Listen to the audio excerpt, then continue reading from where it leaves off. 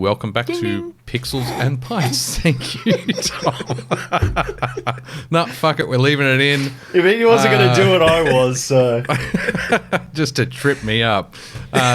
Joining me tonight... I didn't mean to trip you up, I'm sorry. Joining me tonight is the ever-bursting with tingly fruit-flavoured Tom. Ding, ding. And the smelling like a fresh rose petal after his evening bath, Dan. Oh, yeah, I am. He's still got wet hair and everything. I'm going the sexy wet hair look. Sure. Sexy wet hair. Yeah. And I'm Pete, and we're going to be talking about all our favourite pop culture, movies, TV shows, video games. I think we might... I'm going to talk about a book series a change. That's exciting. And we'll be tasting some Aussie Craft Beer, mostly Australian, probably maybe some New Zealand along the way. So let's kick off. Do we want to start with our beers, our first beers? I haven't poured mine yet, but yes, I'm drinking a Star. Well, no rush. We've got a massive news segment this episode for some reason. Well, I can start if you want to let yours settle a bit more, Pete. No. Mine's just turned into kind of like that gross, frothy foam you see on the top of the ocean sometimes after the rain. Got that brownie sludge bit around the outside of it. It doesn't have a colour to it. It just looks like it's that texture. That was a bad pour. You needed to clarify. Well, what are you drinking then, Pete? What did you badly pour? I badly poured Aether Brewing Witching Hour Blackberry Sour. The one with the cool and the can art. The can art is fucking sick. It is a demon dude carrying 2 pails of blackberries, which is kind of cool. Witching Hour Blackberry Sour pours a dramatic purple with low bitterness and malt characters, allowing the blackberry to shine against a clean, sharp acidity. Refreshing and easy drinking. I've got to say, I agree. What's the percentage? 3.9. I really struggled. I went out to Beer Cartel and picked up a bunch of cool-looking beers. Got home and realised that there was like 2 under 6% and the rest of them were like 9. There's a couple of half-litre 9%ers in there as well. So I really struggled to pick a balance this evening that's not going to land me midway through the episode slurring my speech. But this sour is great. I mean, I'm kind of at a point where I've tried enough sours that they're all awesome, but they're not... It's harder and harder to stand out, if that makes sense. So this is a good example of a blackberry sour. It's got a nice, lovely, deep kind of... It's not quite a nice purple. Color. It's like more like a reddy. It's very much on the red end of the purple spectrum. A magenta, you'd say maybe. Definitely a magenta. It's got a sharp sourness to it. It's a lot more mouth puckering than most of the ones I've tried recently. Probably on account of the blackberries, which you can taste pretty easily in it. So I don't know if they've added extra fruit. I presume that they have. But that's good. I give that 3.75. Ooh. Tom? I am drinking the White Bay watermelon Gose. There we go. There's a little can for everyone. It's nice. It looks like a heraldry standard, like an old English planted in the ground and run into battle. Well, I actually got the Wolfenstein remake vibes. Yeah, well, I mean, that's kind of what I'm going... Well, even just original Wolfenstein, the flags that used to hang on the wall. It probably doesn't show it here, but it is it's a very deep green behind it, not a black. And then like this nice little red on it. They say watermelon and coriander. And it's sour and it's salty, but that's about where it stops. I don't mind coriander. I don't get like the soapy taste. I'm not one of those 50%, I am. that gets that. They say it's the ultimate quencher. I'll need a glass of water to quench my thirst because I kind of feel like I've just taken a mouthful of seawater, to be honest. I'm getting no watermelon, and I've have had plenty of beers that have that watermelon taste in it, and have had plenty of watermelon sours. It's only 2 months old, and I'm not very impressed. I got to say, I'm a big fan of White Bay, but I think they've just missed this one, unfortunately. It's a shame. It is, yeah. But hey, that happens in the game. I mean, that said, I think the only thing that's expecting the watermelon and not getting any is the disappointing part. I quite like some watermelon flavour in a beer. I do find it quite refreshing. Yeah. I don't know if it was just maybe I got a bad can, but if you find it, let us know if you actually got watermelon, because I'm getting absolutely none. And yeah, I'm still going to drink it because it's, if you take away the watermelon part of it and it just said Gose, I'd be like, perfect, nailed it on the head. But it's not that watermelon. There is a bit of coriander, definitely get the coriander. It's like a little bit of spice at the back, but that's about it. It's probably going to be my lowest score, unfortunately. I think I'm giving it a 2. 2? 2. Yeah, I'm sorry, White Bay. You can come at me. I know where you are. But yeah, no. Unfortunate. Not what I was expecting. What's the ABV on it? For this. It is 4.8. 4.8. 4.8. Yeah. That's disappointing. And we've had quite a few White Bays on. We've reviewed quite Don't a get few me wrong. White Bays. This is not turning me off White Bay. Just this particular beer. Just that beer. I'm still a big fan of their beers. I'll still drink it though. I am drinking so we got another care package from Helios Brewing up in nice. Queensland, and Nice. this time it had 2 in the series, so I'm going to have both. Well, I assume they're in the series because of the artwork. They're both IPAs and they're both polar opposites, so I'm assuming they're in the series. This is their Medusa Black IPA.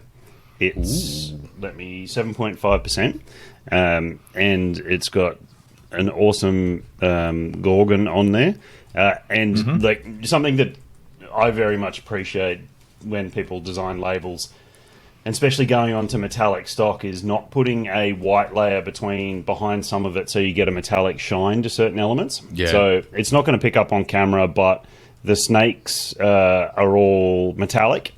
And then just the pupil in Medusa's eye. I don't know if I can get... Yeah, there we go. Yeah, There's the shine.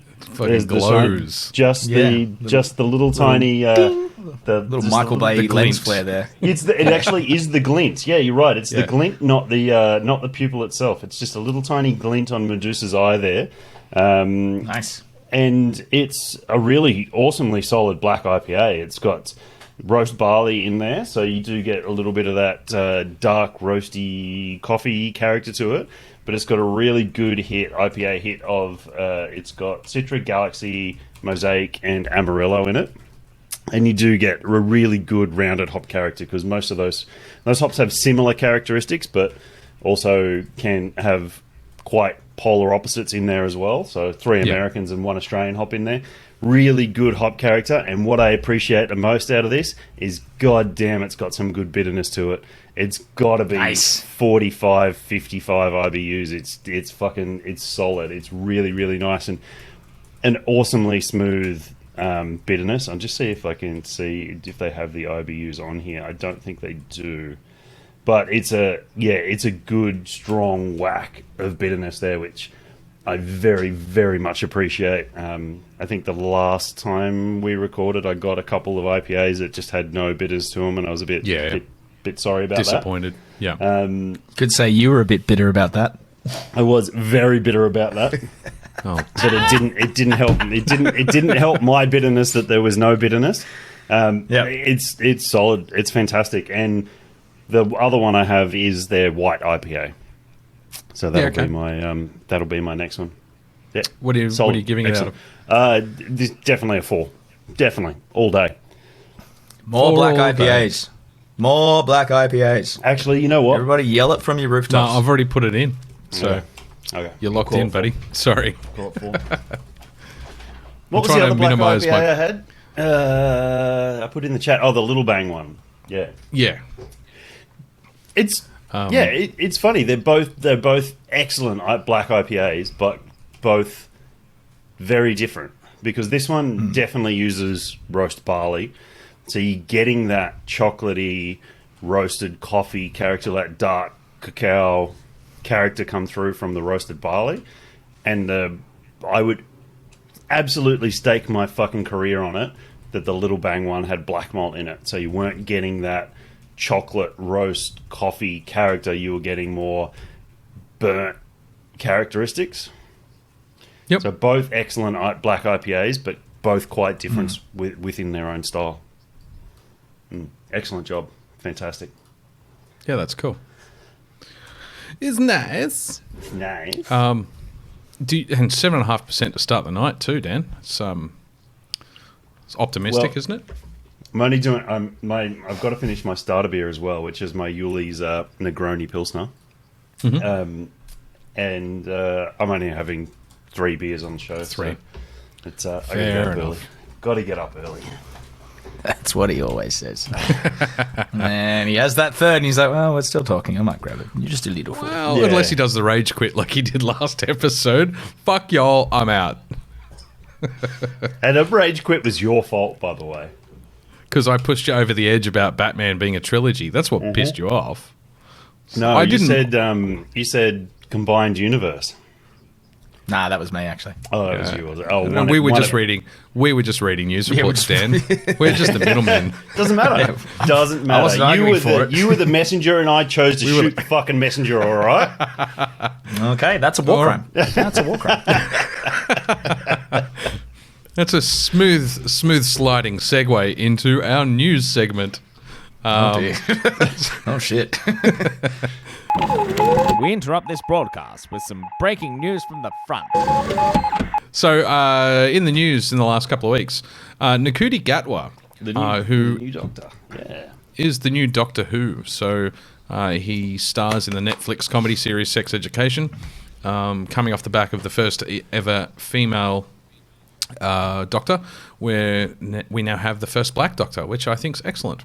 I have also excellent news, but also a correction from last episode. So Russell T Davies is actually taking over Doctor Who, not Stephen Moffat.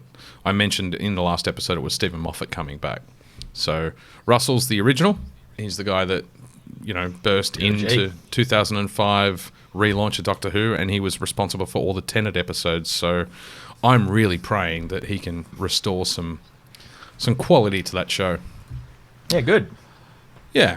I I'm haven't pretty seen this excited. guy, but I saw the last 2 seconds of a news snippet before, and it was a clip from him in that Sex Education series, and it showed him as kind of a fun character. So I hope that they bring back that kind of over the top Matt Smith. Yeah. Fun. I definitely think he Funness will to play it, that, so- yeah. Yeah. Yeah, and not that it's all that relevant, because one of the things that I've been reading a lot of articles about it recently, and obviously it branches off into analysis of the Who series, and that campiness that you got out of Tennant and Matt Smith, that over the top. It's not traditional camp, but it is kind of an over the top campiness to their acting style. It's Hopefully he flamboyancy. can bring that It back. was Yes, the yes. it was the big movements. It was the sliding into the room. It was the well overdoing the shaking Hand of the actions. room, the shaking of Yeah, the room when and when the room's not shaking, kind of thing. But even the personality ticks that they Oh, both built in as 100%. well. So Yeah. yeah. Get So screaming Alonzi every time you need to go somewhere. It's like- yes, so I'm pretty excited. I'm more excited about Russell coming back to write than I am the actor. I hope the actor's excellent. I'm sure he will be, because Russell's picked the best doctors that we've had. He picked Matt Smith, even though he didn't actually direct him or write for him, and he picked David Tennant. So anyway, I'm And he's got it's a young guy too, so that's obviously going to help as well. It's the what? Sorry, Put some. Well, the actor is relatively young compared Ncuti. to Yeah. compared to some of the guys we've had. So putting some legs behind He's him. got an Thinking, interesting accent. I'm going to be interested to he's got an interesting natural accent in interviews. So I'm going to be interested to see what accent he puts in for the show. Because if you look at David Tennant, he's got a strong Scottish accent. That's a terrible Scottish accent, but he's got a really thick Scottish accent. He does. And yet when you watch him on the show, he's got a typical British accent. Nkuti's kind of he's got that British Afrikaan kind of, he's got some Afrikaan notes to his natural accent. So it'd be interesting to see if that plays into his character, or if he kind of drops it and just adopts a standard stage accent. So Nah, fuck it. No, I agree. It'd be good I if agree. they kept it. Yeah. yeah, work it into It'd be really good. the idiosyncrasies of the character. I think it'd be perfect. Yeah. Well, I mean, they've all got quite different accents to the accents that they portray in the show. It was just really Tenet that I think they were just worried that no one would understand him. Jodie Whittaker's natural accent's quite different to what she portrays in the show. She's Welsh, isn't she? Something Welsh or like Scottish? that, or yeah. I don't think she's Welsh. I don't thought know. she was British. No, And don't forget, well, she's British, forget- Pete. You mean English? Wales Yeah. is part of Britain. well, yeah, okay, fine. Well, I thought she was English. What I was gonna say, you kind of took the wind out of my sail a little bit there. Fuck you. No, English. What I'm here for. English actress. I'm just trying to see where she was born. West Yorkshire. So I was going to say, what we perceive to be a typical British accent is not an actual representation of the accents over there. I mean, you can literally drive half an hour into the next village and they sound completely fucking different all over that country. So, anyway, Microsoft has announced a streaming stick, which I think is interesting. So if you've got the platinum, so your left kidney after getting rid of your right one for the actual Xbox, for the subscription service, you can plug a stick into your HDMI port and use a controller and play their live streaming games from their online service. You don't even need an Xbox anymore. I was very confused then. Sorry, Very, it replaces your very confused. Xbox console An entirely online one. to play online games, to live stream games. So Australia it's does not have good enough internet for that to survive. very true. No, Very true. they don't. And actually leads into a very good point, which I forgot to add to the news, but with the new PlayStation Plus subscription that they've just announced, going to the tiered levels, the top level in the US will get you the ability to stream PS3 games, but you can't get that in Australia because they say it won't be supported. Because they rightfully know, like they've rightfully blocked it. Because can you imagine their tech support calls if they tried to offer that here and it'd never work. Yeah. So, yeah. And the last piece of news that I had was George Perez, who was the Marvel comic writer and artist for a whole range of series, but most notably Crisis on Infinite Earths, passed away at the age of 67. So I thought it was a bit of sad news, but he's responsible for some pretty epic fucking Marvel arcs. Also, unfortunately, another actor passed away. I don't know his name or how old he was or what he died of, which is horrible. I'm just putting in the show notes, someone died. The guy who played the dude's landlord in The Big Lebowski. Is the really awkward guy that does the interpretive dance. Is it something funny? I've seen him in a lot of things. He always plays like the support. I saw the note that he'd passed away. I can't remember. Yeah. So you looking it up, Tom? I'll look it up. Yeah. This is going to be a weird. And Actor passed away today? Google I search? apologize. Who died I today? Don't know his name, but I love The Big Lebowski. So it's always a bummer when it's always a bummer when anybody nice passes away, and I hope he was a nice man. Oh, that's right. William Hurt passed away too. Yes. Thunderbolt Ross. Yeah. I Shit. What the did see fuck was that? A few weeks back. Yeah, a few weeks ago. Oh God, of what?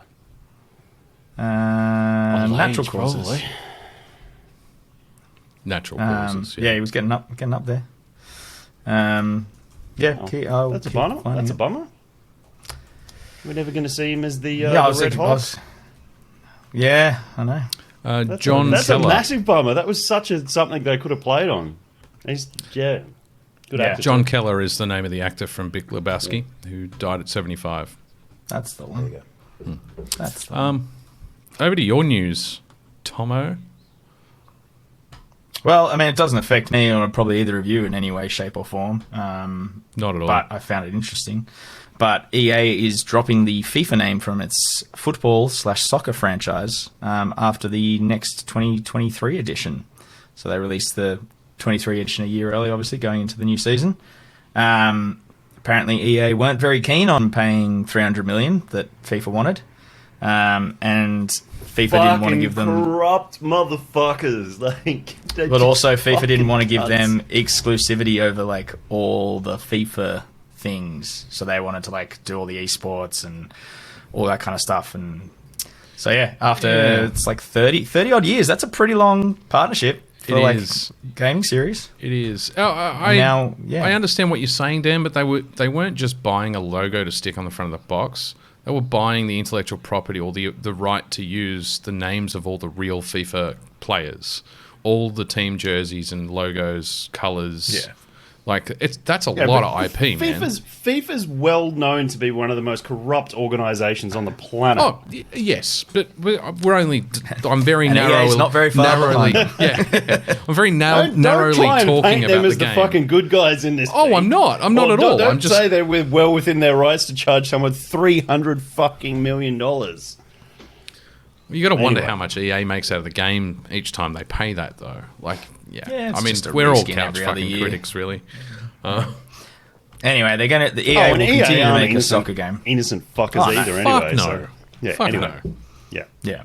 But yes, it'll be called EA Sports FC. It's the new brand. It's in the game. So it'd be very interesting to see how they go with their player likenesses and all that. Yeah. How it becomes. Have to one of the articles I read said that they've already had a bunch of teams sign on to continue having their likenesses and see, that's a good way around it. If there's no contractual obligation, FIFA, they go through the teams. Yeah, if there's no contractual obligation for the teams to play nice with FIFA for those kinds of licensing rights, then I reckon it costs them a shitload less than $300 million to go to every team in FIFA individually. Here's $1 million to let us use your fucking players' names and colours. Yeah. I'm surprised they didn't do that earlier, to be honest. Or you're going to end up with all those like old games, the football games and that you got in the 80s and 90s that like slightly changed. I hope so. Yeah, there were some fantastic names in some of those games. It just reminds me of Grand Theft Auto car names, where it's one letter off the real car. Exactly. Yeah. And change someone's like hairstyle from what like their well-known trademarked hairstyle or something like that. Photo scan of their brher instead of them. Could do that. Yeah. Why not? Yeah, exactly. I thought this was interesting for us. Square Enix planning to sell Crystal Dynamics and Eidos Montreal to the Embracer Group. For those who don't know the Embracer Group, they own a bunch of... I think they're doing... A big thing they're doing is a gaming archive. So they are going and taking old physical copies of games that you wouldn't be able to get digitally anymore and digitizing them so that we don't lose access to them when, you can't find an arcade cabinet anymore and you want to play the original Pac-Man, for example. You could be able to get a digital copy of it, kind of, wouldn't be the same, but at least be the source code kind of thing. Studios we'd know that they own. You got Nordic THQ, which did Darksiders. Nordic was a big fucking company too for a while. It's still big, THQ, THQ, but Nordic was one of their wings. Yeah, and that's just that's obviously the most successful one now, and that's Darksiders series, Biomutant, Destroy All Humans. They've done a bunch of other games. You got Gearbox, who did the Borderlands series, and Aspire, who've done all the ports for old Star Wars games. Some of us have played recently. Yep. Commando, Episode Run Racer, and they're the one remaking Coda, Knights of the Old Republic. And this is the funniest part. Square Enix wanted to sell them so they could pursue the NFT market, as well as putting things into the metaverse and some other batshit concepts. And then, I kid you not a day after they announced the sale... batshit concepts on their run sheet. That was me. No, I agree with you there, Tom. Not a day after they announced this sale was on the board, getting drawn up. The NFT market apparently flatlined, and it was worth 90% less of what I'm not wanted. surprised. Look, NFT. So, as somebody who has to understand blockchain and all of the various applications of it for work, not all of them, mind you, I'm not an expert, but I don't get the NFT thing. I can take a dump, take a photo of it, and turn it into an NFT and try and sell it on the market for $1 million, and people might invest in it because they've invested in some dumbest shit in the NFT market. I don't get it. Anyway, it's just people saying things are worth things because they want it to be worth something when it's not actually worth anything. It's all just fairies and rainbows. Yeah, but you say the same thing wearing a Patriots jumper. Like the jumper Yeah, but that's itself, actually something real. No. I get to wear this. I don't just get to look at a photo of it, a shitty JPEG.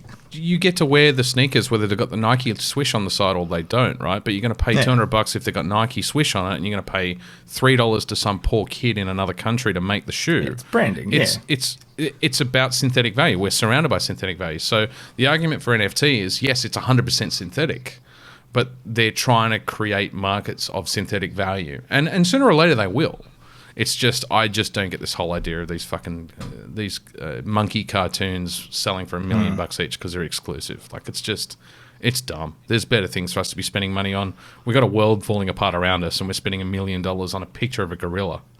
It's so stupid. Anyway, sorry. I mean, we spend hundreds of dollars on video games. We're not contributing anything good to the world, but it's anyway. That's rant over. Carry on. The thing is, you can't blame the sellers. Rant's not over. The rant's not over. No. Rant's been passed on. That was the baton being passed. Yeah, I mean, you can't blame the seller. If there's some fucking dickhead out there that wants to give you X amount of $1 million to buy some digital piece, like, fucking let him. Like, why would you not sit there and just punch out something in your fucking underwear overnight and sell it the next day for fucking $10 million? Like, why not? It's like it's the fucking dickheads with way too much fucking money that don't want to contribute to society, that just want to buy a fucking blockchain piece of fucking digital artwork. Fucking knobheads. Anyway. Totally agree. All right, I think like now I said, the rant's over time. batshit concepts. That's why I put it in there. But I think this sale is a good thing. Like, I think we could see some good things. Once this NFT shit peters out, we could see some good things by the combination of these well, it's selling the whole studios as well. So it's not like the Crystal Dynamics team is necessarily going to be broken up. So they'll still be making excellent Tomb Raider games. And, Embracer has a number of awesome studios pumping out a number of awesome games. There's no reason to think that Crystal Dynamics falling under them isn't going to continue to produce awesome games. So no, definitely. Yeah, no, I think it's a great thing. Yeah, I don't think there's anything bad can come out of this. I think it's just with their powers combined. Yeah, yeah, exactly. And last little bit, I don't know if you guys watched it. I did watch it last night. Gotham Knights have dropped they did a little play video where they showed off Nightwing and Red Hood and their different, gameplay styles. Yep. And then at the end of it, they announced that they're not releasing it anymore on current or old gen consoles. It's only going to be PS5 and X or whatever it is. I don't know. Xbox X146. The Black Cube. Yeah. Oh, I think it's a good thing because it allows them to polish the game specifically for the latest hardware, and it makes it a lot more likely that they'll build in 4-player co-op support because they're not having to worry about the slower processors dealing with 4 players on screen at the same time. I actually think they'll end up with a better game. But if they only sell a quarter of the amount of copies because there's only that amount of PlayStation 5s and Xboxes out in the world compared to the 4s. Yeah. I don't disagree. I just think that kind of move is dangerous. Is dangerous. But somebody's got to do it at some time, Dan. It's 2 years ahead of its time frame, with the chip shortage still happening and PS5s still. It's funny you say that. What? JB Hi-Fi up the road from my place at Artarmon had them in stock yesterday, as in walk into store, buy PlayStation, walk out stock. Everybody come to Artarmon in Sydney and buy PlayStations because they're probably the only ones in the world that have them in stock. I mean, the Game Ranks guys still talk about people not being able to get them in New York. I mean, that's got to be one of the biggest markets in the world, is one of the highest density cities in the world with disposable income. So it just... don't get me wrong. If we get more games that are going to be exclusive PS5, I completely agree. It's going to look better. It's going to play better because it's built for that hardware. But if they don't have the money coming in, how long is the support for that game going to be? And are they then just going to end up having to backwards compatible it to PS4 to able to make their money on it? To make their sales. Exactly. Look... And do we end up with a Batman Arkham Knight PC version? Because... Well, I mean, I don't think that's a. I don't think dropping PS4 has any bearing whatsoever on a PC port. I wasn't talking about the specifics of the. I was talking about the financial specifics. No, the ability to create it for one thing and then have to retrofit it for something else. Yeah. Well, look, I think it's inevitable. Game manufacturers are going to have to adopt PS5 and drop PS4 at some point. You're probably right. This is probably a bit too soon given the chip shortage, but chip shortage isn't going away. They're talking 10 years. So this is the new normal. Yeah, but eventually there's at the moment there's X amount of fives in the market, and I'm talking PlayStation. So I don't know anything about Xbox. Xbox is in the same situation. Yeah, so there's X amount of fives in the market, which is going to be a slither of the fours in the market. If people aren't going to buy the game for the 4 and they're only going to sell, I don't know, 20% of the copies they would otherwise have sold. Exactly. That's 20% of the income. It might not even pay for the development of the game. Yeah. If they've got a future, like a long-term plan and a long-term financial plan to say, hey, we're going to support this game for the next 10 years because we know we're not going to make our money back for the first 5, then okay. But if that plan's not in place and we see support drop off because they can't afford to do it, then that's a bad thing. Yeah. But I think the worst thing about it is, which we're not considering, is like PlayStation sales the 5 has sold just as well as the 4 ever did. The problem is the 4 didn't have the scalpers market that the 5 has. And so these PlayStation 5s are still being bought, but they're by some dickhead who has far too much money. Who just wants to flip them for $1,000 the day after they bought it. Yeah. And that's the problem. That's why people still can't get them, especially in a place like New York. New York has a massive scalpers, it's a scalpers territory because that's where they drop all the new shit. You know, you want to drop it in New York, you want to drop it in London and Paris, but that's where these scalpers actually set up their shops. And that's the massive issue, is that we should be able to get one. There's enough units out there that all of our mates should be able to get one, but because they can't is because of this scalper market that's popped up. And it's, it's not just PlayStations and Xboxes, it's... You see it, shoes. It's massive absolutely. Sneakers, anything where there's any kind of potential rarity, they know they're going to make But just watching, when my little brother was trying to get his PS5, and he was going through all the Twitter updates, and, he was getting as soon as something went live on, a shop, he was getting an update and would get on there and get the thing.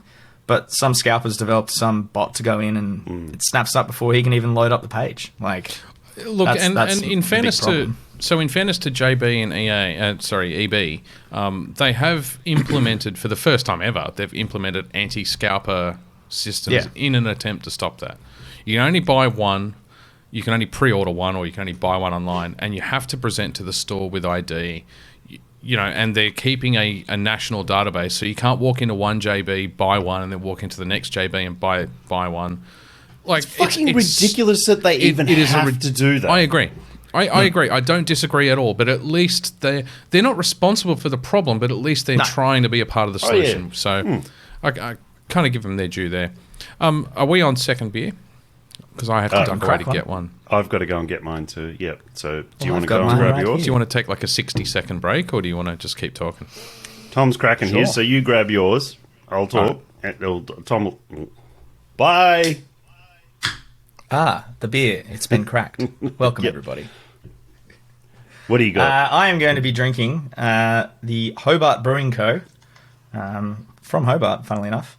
It's their extra pale ale.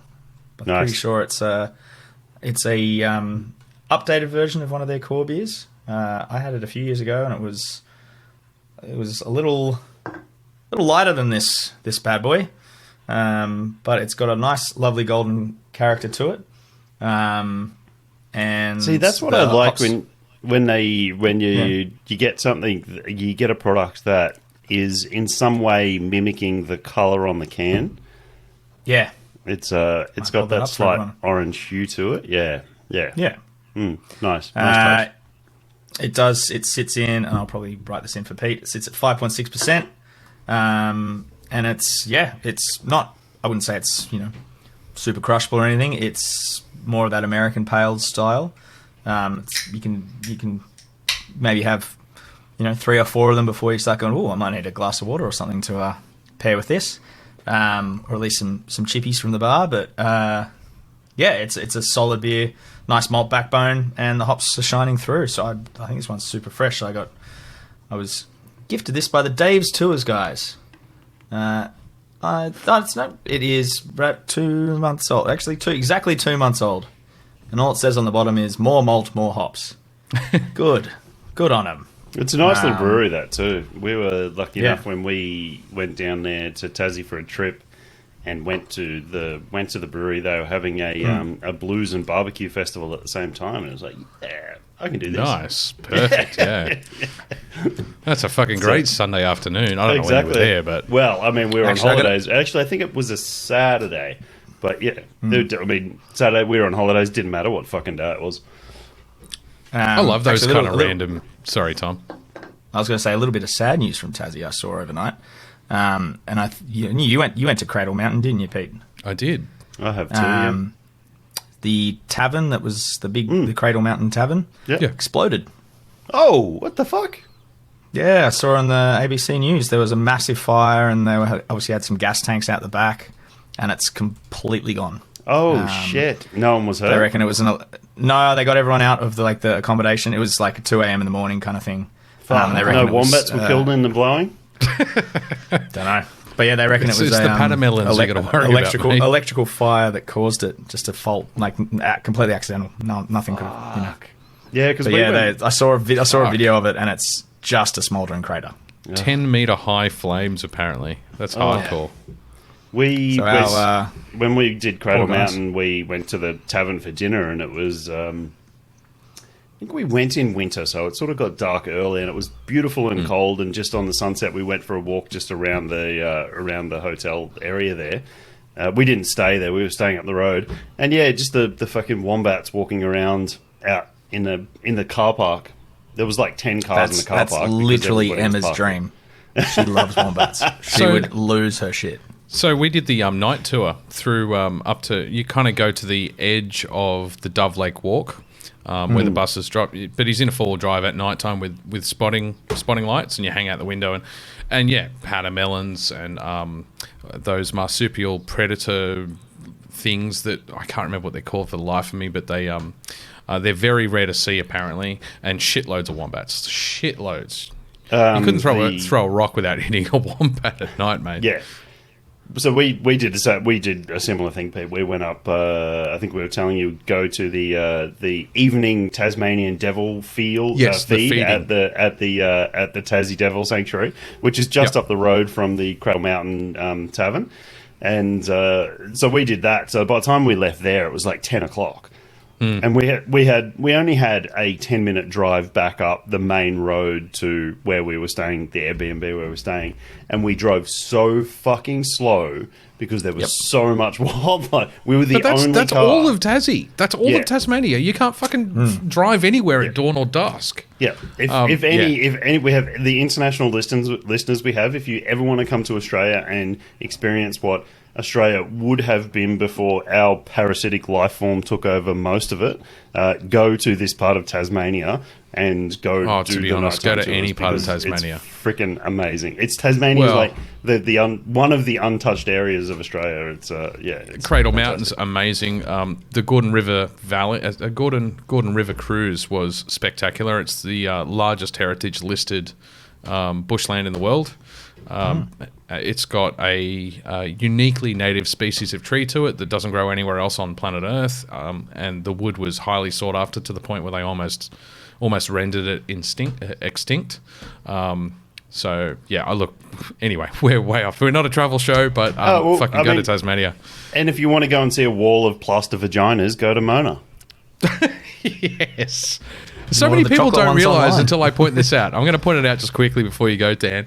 The camouflage pattern on the Mona River Cat that takes you up from Hobart, because you can get on a boat on it's like a river cat sort of thing. Yep. You get on a boat from Hobart dock, and it'll take you to the Mona gallery, and it's got a camouflage pattern on this thing.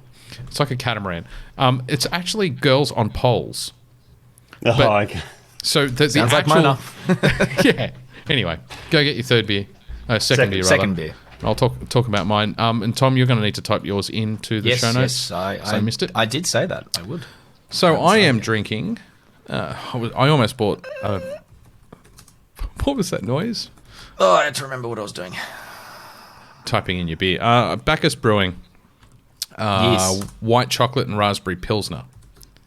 5.3%. It's very unusual. Yeah. Very unusual indeed. In a good way, bad way? What are we thinking? So it's bright red, which is not a Right. traditional lager colour, obviously. There's obviously a lot of raspberry in it. Yeah. It's interesting on the nose. It definitely you can smell the Jager, the Jager. You can smell the Baba lager Yaga. yeast. Don't smell You've got the that. Baba Yaga. You know that very traditional lager yeast Yep. that you can taste in any lager. Yep. There is raspberry in it. Mm-hmm. I'm not getting any white chocolate, and it's got kind of a weird flavour. Like I'm not enjoying it as much as I Oh. thought I would. Oh, no. That's not good. White chocolate and raspberry in a Pilsner, I expected a lot more residual sugar and to have kind of a sweet edge given the white chocolate. There is no sweetness whatsoever. So the bitterness and the lager yeast notes are fighting against the white chocolate and the raspberry flavours. And so you end up with quite an odd mix of flavours that's quite thin-bodied too. Pilsner's usually quite crisp, and it's not that like malty sweetness coming through. You get that more that crispness. You get a little bit of malt sweetness, but with some white chocolate in there, you think it'd be. So actually, you do. You get just a tinge of white chocolate sweetness in the back palate, but by that stage, your palate's been destroyed by the bitterness. I don't know what the IBU is on it. I'd say it's 35 to 40. Just taking a guess. Unfortunately, it's not marked. Gabs 2013 apparently voted people's favourite. It may not have aged well either. That makes sense. I don't know how old it is. I can't see a. It's probably not from 2013. No, obviously not. Oh no, it's pretty fresh. It's a couple of months old, 29th of March. But yes, would not drink again, unfortunately. Ooh. I was so excited to see Ooh, he packaged says. Bacchus beers, but yeah, that's definitely. It's just not my cup of tea. What is it? The raspberry and white chocolate Pilsner by Bacchus. Oh.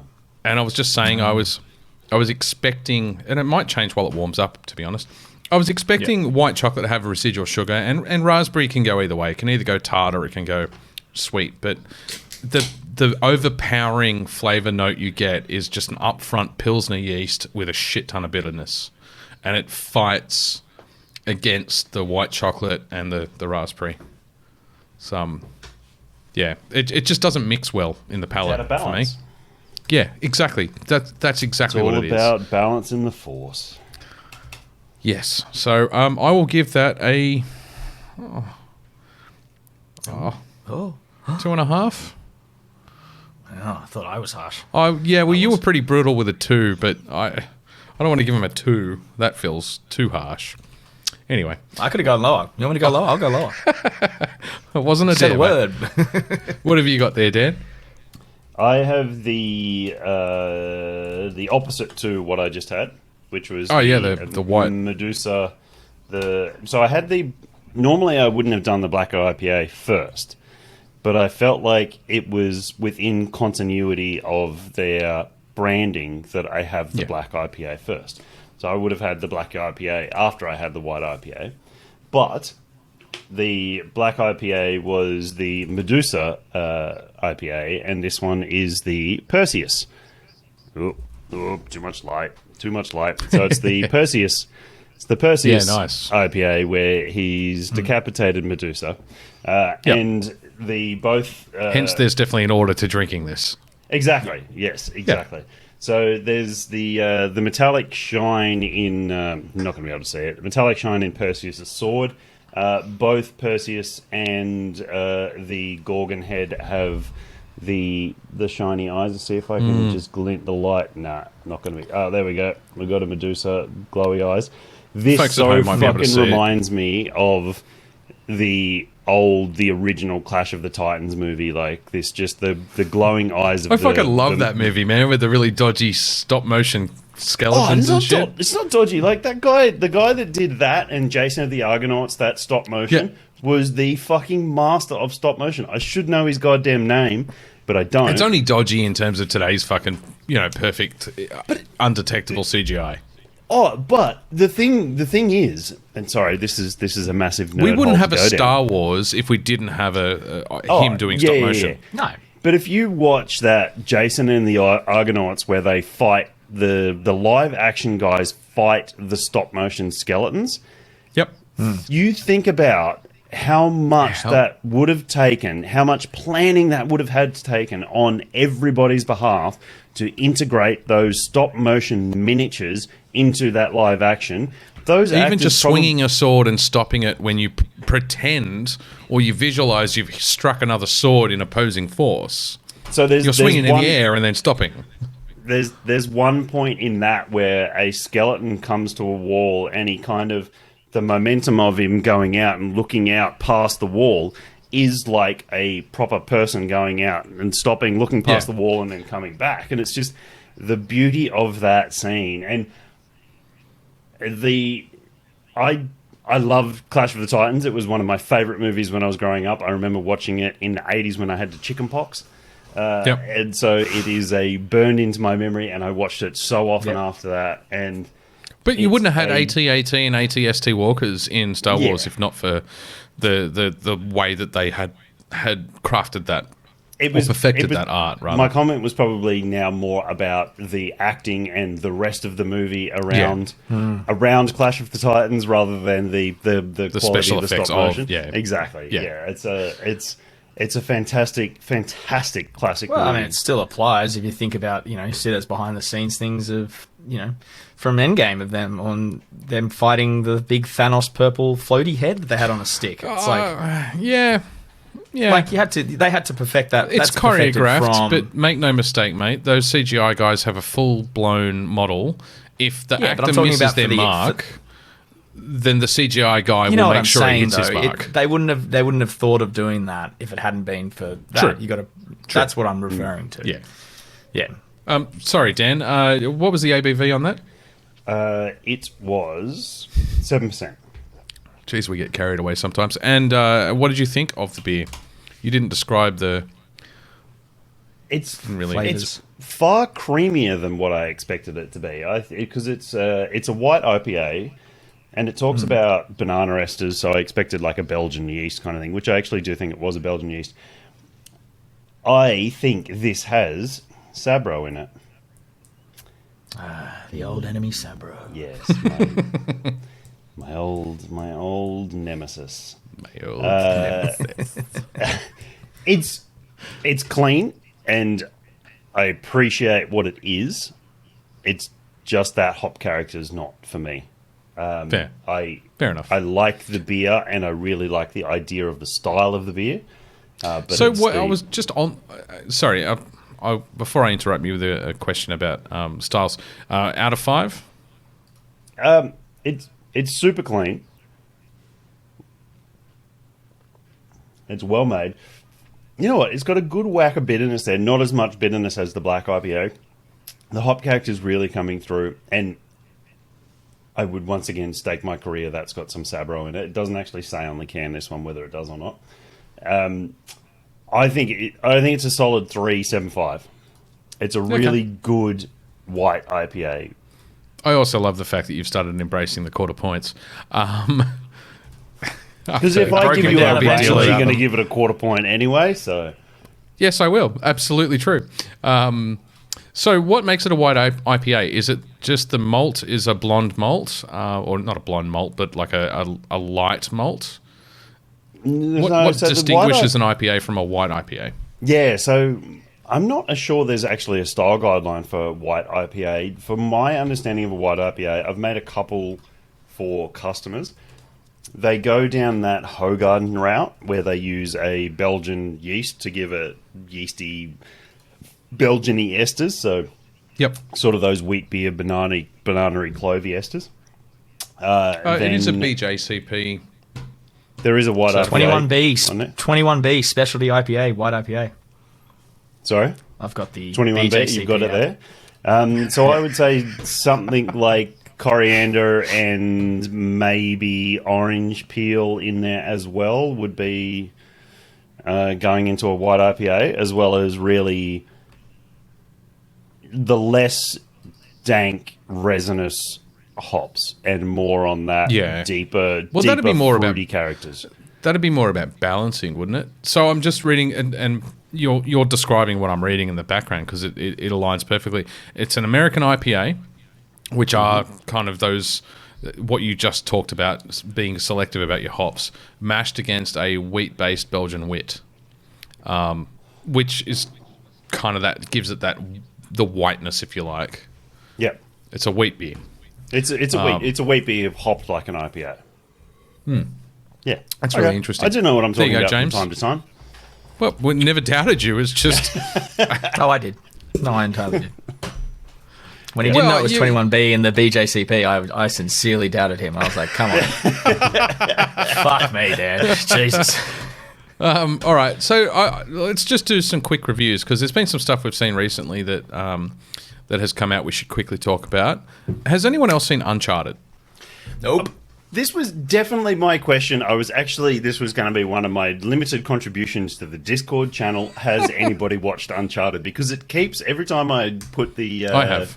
I drop it into, because I still use my PlayStation 4 for all our streaming services, and it gives you your suggested list once you've opened the video page. Uncharted is always there on, I don't know, fucking Prime or something like that. It's a Sony picture, of course they're going to be pushing it. Yeah, and Going through the PlayStation, yeah. And who the fuck has seen that movie? It is one of the video game movies that should not have been made. But anyway, Peter. Do you want my 10-second appraisal? Yes. I like Tom Holland, but that was a really bad movie for him to star in, playing the way that he did, because he's at high risk of typecasting himself really quickly if he keeps it up. He was Spider-Man in Drake's outfit. That was it. Same accent, same Brooklyn fucking twang to the accent without overplaying it. Same acrobatic, because he is a very acrobatic actor. Yeah, I can see from Tom. He's a naturally acrobatic. I'm agreeing with you here. Okay. I hated the casting from day one. Mark Wahlberg was the terrible. worst fit ever to play fucking Sully. Sully, thank you. They don't even really call him Sully through most of the movie. The supporting cast was okay, but overplayed. To me, this is gonna sound maybe weird. I don't know if you remember the Vin Diesel movie Triple X. It was a horrible action cash-in film. They were trying to be Indiana Jones, and they ended up being Triple X. That's what I got away from it. Indiana I can Jones. see that. They're I trying can to see be that James from Bond.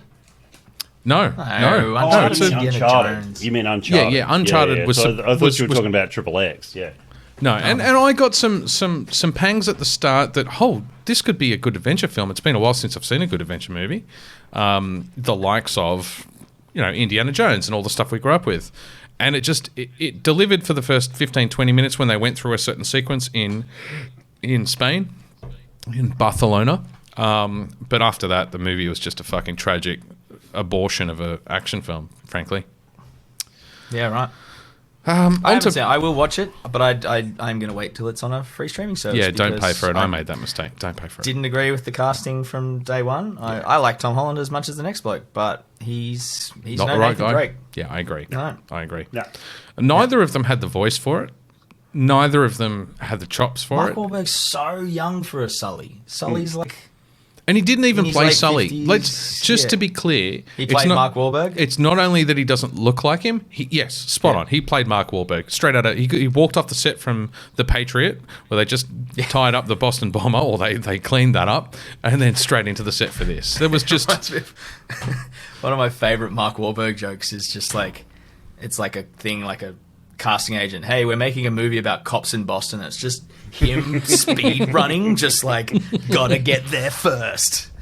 I actually like Mark. Yeah, I like his acting style when he's in the right film, but he's like Arnie and Stallone. He's always going to, and a few other actors we've talked about, he's always going to be himself, and the movie has to warp around him to make it work. The Rock. Yeah, The Rock just plays The Rock in everything. I really have taken an enormous disliking to The Rock over the last maybe 2 years, 2 or 3 years. Dan's going to fight The Rock. Yes. All my dreams are coming true. I'll be down there in my fucking Mando armor, man. And he just punches it once and you're it gonna just crumples into your chest. You're going to need some of those really long Vega-style claws from Street Fighter 2 just to get a bit of range on the guy. He's a big unit. He's a tall unit. So overrated and just In his acting style or in terms of... Just I think his everything home life, mainly. Everything his that cooking you guys is terrible. just said was like he plays The Rock in everything, and and everything else has to mold around him. what The Rock is cooking? I didn't even mean to make that joke, but it was perfect anyway. Got me. Let's talk about Moon Knight. I had a better experience with Moon Knight. I'm not done here. Dan has finished All right. calling out The Rock. No, fine. Like I think he's played to the card that was dealt with him, and I think he's done a fantastic job in making the enormous influencer rise he's had, thing that he has, like coming from where he came from. And I think actually the biggest thing that fucking gets me about The Rock, and actually it's the thing that actually really tips me over the edge with him, is who is so self-indulgent that they have to have a fucking TV series made about their fucking childhood called Young Rock. Like that was the point where I've gone, sure. You're a fuckwit. I don't care if it was played off as a joke or a fucking comedy. It wasn't a joke. It wasn't a joke. It was talking about his childhood struggles. And I agree about the self-indulgence in making it into a film. I think TV series, sorry. He does get the underdog vote because he was an underdog. He came out of utter poverty. I think he's either an orphan or his father wasn't around. He was kind of picked up by I think the head coach of a boxing gym. I haven't watched his TV series. I'm sure if you want to know what his backstory is, it's that. You just go watch it. But he does have an underdog vibe about him, and now he's on the top of the world. So, yeah, his acting's the same as, like, all the other meathead fucking action stars that we've grew up watching, like Arnie, like Dolph Lundgren, like Sylvester Stallone. They're all the same, but you need them because they're a staple part of our movies. I don't disagree. Like I like the say they're Jumanji meatheads. movies. So you'd have to be pretty intelligent to be a successful actor. So meathead's and probably as the wrong successful word as he is too. Like, I mean, he's done an enormous amount of clever moves in his career. Yeah, I'm not faulting not him like for Vin that. Diesel. Well, The that's daddy it. daycare. No, fucking Rock's done the Tooth Fairy. Like, don't think that he hasn't done some fucking horrible. I had forgotten about that. Yeah. I had forgotten about that. Ice Cube did those terrible "Are We There Yet" fucking movies too. So like, there's people that have had incredibly successful careers in their chosen path of music or wrestling or whatever it choose to be, that have done some shocking fucking choices there. They get a paycheck, and you can't argue with that. No, you can't. And I would just...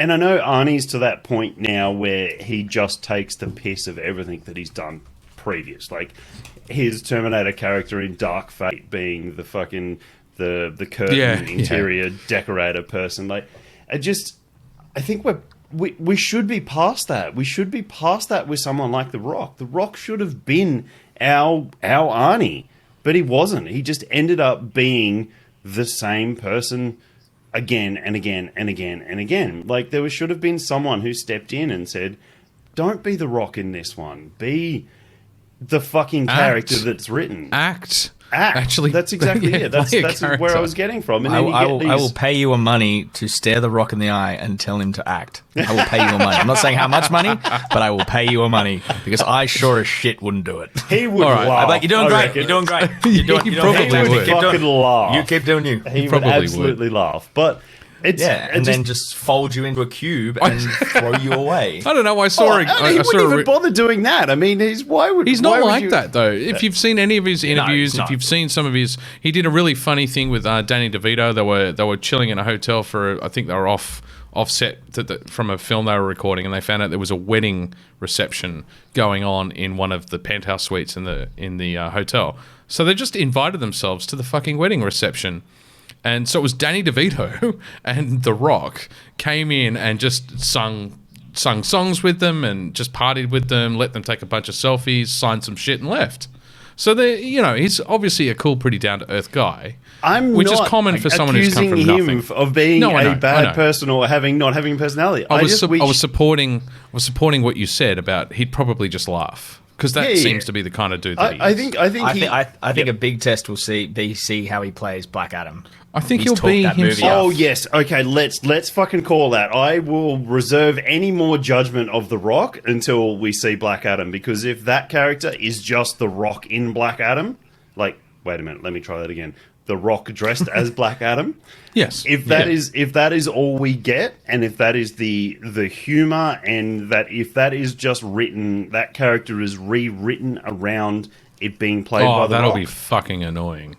But if he actually comes he is talking up that movie like nothing else. Yes. Yeah. And if he's putting do you not feel that he's trying to cash in on the kind of hype that Henry Cavill gets out of how much he talks about The Witcher? Because Henry Cavill is a true proper nerd, is. I mean, Henry Cavill's done some random shit like D&D and those sorts of things on YouTube. There's been a couple other guys. Vin Diesel's the same. Vin Diesel's guest starred on Critical Role. He's a fucking mega nerd from way back. Yeah, cashed Joe Manganiello. Yeah.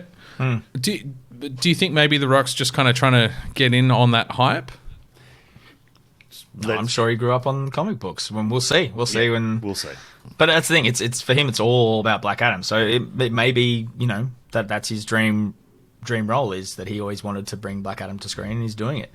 But it's whether or not he plays it as The Rock or if he puts a faithful adaptation of Black Adam. $10 to donuts. He plays it as The Rock. I've got black floaties in the bottom of my raspberry and white chocolate Pilsner, and that's somewhat concerning. Some skins? Black floaties? What's black? Is it the raspberry or the white chocolate, do you think? I imagine it'd be the raspberry skins. As long as it's not metal shavings, it's all good. Shall we move on to Moon Knight? Yes. I don't know if I stopped ranting about The Rock that wasn't even in Uncharted. I'm stopping you from continuing to rant about it. Can we add that in the run sheet? Quick review of The Rock by Dan. Quick call out. Abs of Steel. So we've all seen Moon Knight now? Cage match. Yes. The full series? Yep. Yes. And what did we think? I loved it. I thought it was fantastic. I loved Oscar Isaac. I loved his diversity in the characters that he played. I loved seeing. There's going to be. This is a now going forward. This is spoilers, people. If you haven't seen the 6 episodes or whatever it is of Moon Knight, go and watch it. They're fantastic. It's great. It's a great delve into Egyptian mythology. It's a good. It was so good for that. It's a good addition to the Marvel magic universe. And the gods exist and completely among standalone us. so far. And you know that it's set inside the broader universe, but insofar as the 6 episodes, it is 100% isolated in the storytelling. It didn't rely on the groundwork that the rest of the MCU has done, and I thought that was good too. And because the director said no, they wanted to put 2 cameos in, because Feige likes to throw some connection in anywhere. And the director said, "No, we don't need those." I don't think they did. They absolutely did not. And it would have almost spoiled the flow of the series if they had. Yeah. And I think those actors were fantastic. And fucking Ethan Hawke, man. Oh, yeah. That dude needs to be he keeps coming up. Comeback. It's so funny. So when I was doing some research for this episode, I was looking at trailers. He's in. Is it Crimes of the Future? He's in one of the trailers that we're about to watch. No, he's in the phone one, the black phone. The black phone, which I took back out. So he popped up there, and then I got a craving. I have no idea why, but I got a craving to watch The Purge, which I haven't watched in years. I don't particularly like the movie, but for some reason I just had this weird craving to watch The Purge, and I'd forgotten he was in that as well. Predestination. Predestination. Yeah. Not only do I fucking love the goddamn concept of that movie because it's a mind fuck, but it's such a the 11 fantastic others movie. that followed it was sucky, but the first one was good. Huh? The Predestination? Oh, maybe I'm thinking of... You're thinking of Final Destination. Yeah, probably. Yeah, I think it might be. Wow. Anyway, really back to different Moon Knight. movies. Back to Moon. Yeah, no, let's just move Back on to and Moon Knight. forget I said that. Yes. My biggest question for you guys, and I want to know what you guys think about this: are the Egyptian gods real, or are they just another alien species like the Asgardians? I think they're real. Yeah, that's my big thing. Does that open up all the mythologies? No, 'Cause I think they're real. If you look at we're getting the Greek gods in Love and Thunder, the next Thor movie, because that's who Rusty's playing. He's playing Zeus. But are they going to be actual gods? Are they and you've be... got the Norse gods who are, I guess, aliens. So that plays that way. No, I think they're genuine. I don't know what Dan thinks, but I think they're genuinely Egyptian gods. I do, but you've got to look at it from a little bit of a mythological point of view as well. Okay, so the Asgardians are aliens who the humans classified as gods. Why aren't these Egyptian gods just interdimensional beings with different lifespans and different abilities that have a different interjection in between our lifespan and everything like that? They want to be in our dimension. That, but if you follow any of the Marvel mystical series, like Wanda, like Doctor Strange, like they're intradimensional or interdimensional beings as opposed to aliens. And there is a distinct difference in the Marvel broader universe between those two types of creatures. Moon Knight very much operates in that realm of magic and mythology as opposed to, the Celestials and space-faring creatures and that sort of thing. I mean, Celestials do kind of break between the two boundaries, but the aliens of Guardians of the Galaxy and the rest of it. So, to me, I think they are genuine. It's Egyptian mythology come to life in the magic and mystique of that part of the Marvel Universe. I'll tell you my favourite part of that series was... Wait a minute, I want to hear Tom's comment on that. Sorry, Dan. Sorry. I'm still torn on it. I want to believe that they are meant to be like actual Egyptian gods, but I think they're going to end up being some sort of like alien species that can possess people, because that's kind of what they do with their little avatars. It's like they're going to be. The MCU's never deigned. I disagree. The MCU's never deigned to have to try and bring everything back to some sort of cohesive reality through those kinds of explanations. They've always done a decent job of having weird, diametrically opposed concepts somehow magically coexist in the same universe without having to explain everything. Oh, I mean, they don't have to explain it. It was just more of a curiosity. If you saw them as more like the Asgardians aliens, or if you thought they would be actual like deities, I guess, because the Asgardians often go, well, we're not real deities. We just but you also didn't have the damned souls, coming out of the sand and trying to grab the characters either. I mean, that's which very leans more to the magic side. Yeah, of that's things, what I'm saying. It's about Strange, yeah. Yeah, and then the ability to instantly transport them to reeds. I mean, we haven't seen that kind of technology from the aliens, really. We've seen lots of technology, but it hasn't operated that way. No, I think this is more magical and mythological than it is aliens. Yeah. And I doubt the MCU would ruin it by trying to explain it as such. I don't think they need to. I just think because the way it was more coming from the way they did it with Thor, when they were like, we're not gods, we're advanced alien species who you guys thought were gods. But it's like... But that was established in the comics. That was well established in the comics, though. The Asgardians had been to Earth numerous times throughout the comics. So they're really just staying true to the source. So what? Well, no, it depends which comics you read. Because some of the Thor comics, he's Thor. He's the god. He's not an alien species. He's a god kind of thing. Or maybe it does, because the Thor that I used to read was... And I didn't read many, don't get me wrong. It's not like my... Yeah. No, like the Thor J. collection. Marcus Straczynski run was Thor is... The god. Thor, the god of thunder. Right. Yeah. Who then had to have an avatar on Earth, which he had with Donald Blake. Yep. And the MCU kind of made a little nod to that with a sticker on a shirt, and then that's the last thing we saw of that, except for when in Ragnarok there was one little reference with the umbrella hitting the ground, and he became Thor again. But yeah, no, it's just I just thought it was curious to your guys' things. But your favourite part, Pete, go shoot. Just the portrayal of multiple personality disorder and the not knowing what was real and what was the falsehood, and the ability to instantly switch between what ended up being 3 accents. So we did do a spoiler alert at the start, right? The 3 accents, even the post-credit scene on the season finale where he turns into that third character that they'd alluded to in the last episode. Like it was the third episode. That there were more than 2. Second. Yeah, because Mark says to Stephen, like, he takes out a whole bunch of guys. You get a blackout after you've got to the point where we're switching between Mark and Stephen in real time, and then you get to the point where there's another blackout, and Mark says to Stephen, "Was that you?" And he's like, "That was the last episode. Me. That was the final fight. It was like the third episode. That was the first Egyptian episode. Yeah." I don't remember. I must have missed that note. After he's fighting the guy with the knife on the rooftop, and they end up on the cliff. Yeah. I must have missed that cue. I must have missed that cue.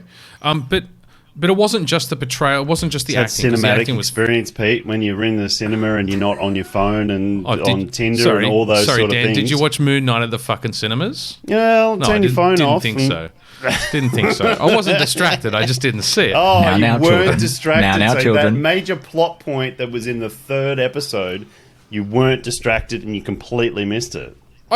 Sometimes you don't pick up on the cues, man. That's all it is. So it's not just the acting that I found impressive in terms of the presentation of of multiple personality disorder. It was the really heart-wrenching backstory of the creation of Steve to protect Mark's personality from his abusive mother. And they really didn't shy away from properly portraying the trauma that caused that split. The other thing I felt all the way through the series was Legion was a practice run for this level of quality storytelling around mental health. Legion was just all over the place, and in the end, no one could fucking follow it. I think they ditched it after 2 seasons because everyone stopped watching it. It was just too hard to follow. But that was a guy with multiple personalities and a guy with severe mental health issues. And whilst some parts of it were thoroughly enjoyable because it was zany and weird, it ended up being just too zany and weird. I thought they fucking nailed the balance with Moon Knight. They did, because they spent, and you ended up spending enough time with both characters to understand both characters, and then the blending. You know, you talk about the heart-wrenching part. I mean, when he's at the mother's funeral, and you find out when Stephen really started to bleed into the everyday life of Mark. That was like, he just got to a point where he was just so broken that as an adult, he had to rely on this other personality to take over because he was so broken. And the other thing I thought was an interesting tweak was the stronger of the 2 characters, Mark, the one who's the gun runner and he's in control and he knows what's going on and he knows what to do. He's been a mercenary, etc. And then you got Steve, who's a bit of a bumbling idiot he starts as a bumbling idiot who doesn't know what the fuck is what from what. He can't hold down a stable job. His life's in a shambles. But when you go back to that blending episode at the end and you find out where Steve was created, Mark, the strong kid, created Steve to escape. So in fact, Steve was the stronger character because he was the one that was there ignoring the mother abusing him. He was the emotionally stronger character. Yeah. I found it. Well, he was to emotionally adaptable character because he adaptable. He thought the mother was still alive, so he was adaptable. He wasn't actually the stronger character. It really pulled at my heartstrings, that realization that Mark, the guy who's always in control, the mercenary, the tough guy, created Steve to escape reality, not the other way around. I thought that was cool. It was a nice touch. Goes to show Pete, it's not always the tough guy is the strongest. What did you think, Dan? What were your thoughts, mate? Some of my thoughts, I completely agree with you on everything you just said there. I thought overall, I actually, start to finish, I thought it was fucking fantastic. There was not a minute of that show where I thought, oh, this is a bit of a slog. I thought it was, start to finish, it was fantastic. I think it was brilliantly acted, amazingly cast, beautifully shot. The switch between Steven's white piece, three-piece white Moon Knight suit, Mr. Knight versus Moon Knight, which was so Deadpool-esque. To the switch. If we see Deadpool and what's his name, Mr. Knight, does he have it? Is that's the official name? That's the official name. If we see Deadpool and Mr. Knight go at it, that would be my fucking dream. Just if Deadpool had just walked into the sands of Egypt when he was standing there, it would have been perfectly in place. It would have been in place. There would have been nothing out of place in that whole thing. And then if he'd switched to Mark's full Moon Knight outfit and he did the whole. The Deadpool, what the fuck is going on head shake. I think that it just works together. So I do hope we see that combination in the future. I don't know if they've ever crossed paths. But the quality of the fucking CGI in that series was impressive. Notably impressive. Ooh. The gods. No, I disagree. Oh, I disagree. I will hand over to you in 2 seconds, Tom. My final thoughts were I haven't looked at any behind-the-scenes stuff, but whatever was physical out of those Moon Knight suits, chef's kiss to the person who designed that. Some of it definitely was physical because you saw Moon Knight move at some stage and the chest piece was separate from the stomach. That is a clever move, my friend. I actually thought that was CGI. I know exactly what you're talking about. It's the last episode, and it's actually 3 pieces staggered. It happened earlier. It happened through a couple of times when Moon Knight was moving. You saw the chest move independently of the ab, and that just allows the actor to move more free. So much more dynamic. Yeah, it's not the whole Batman can't turn his head to back out of the driveway complex.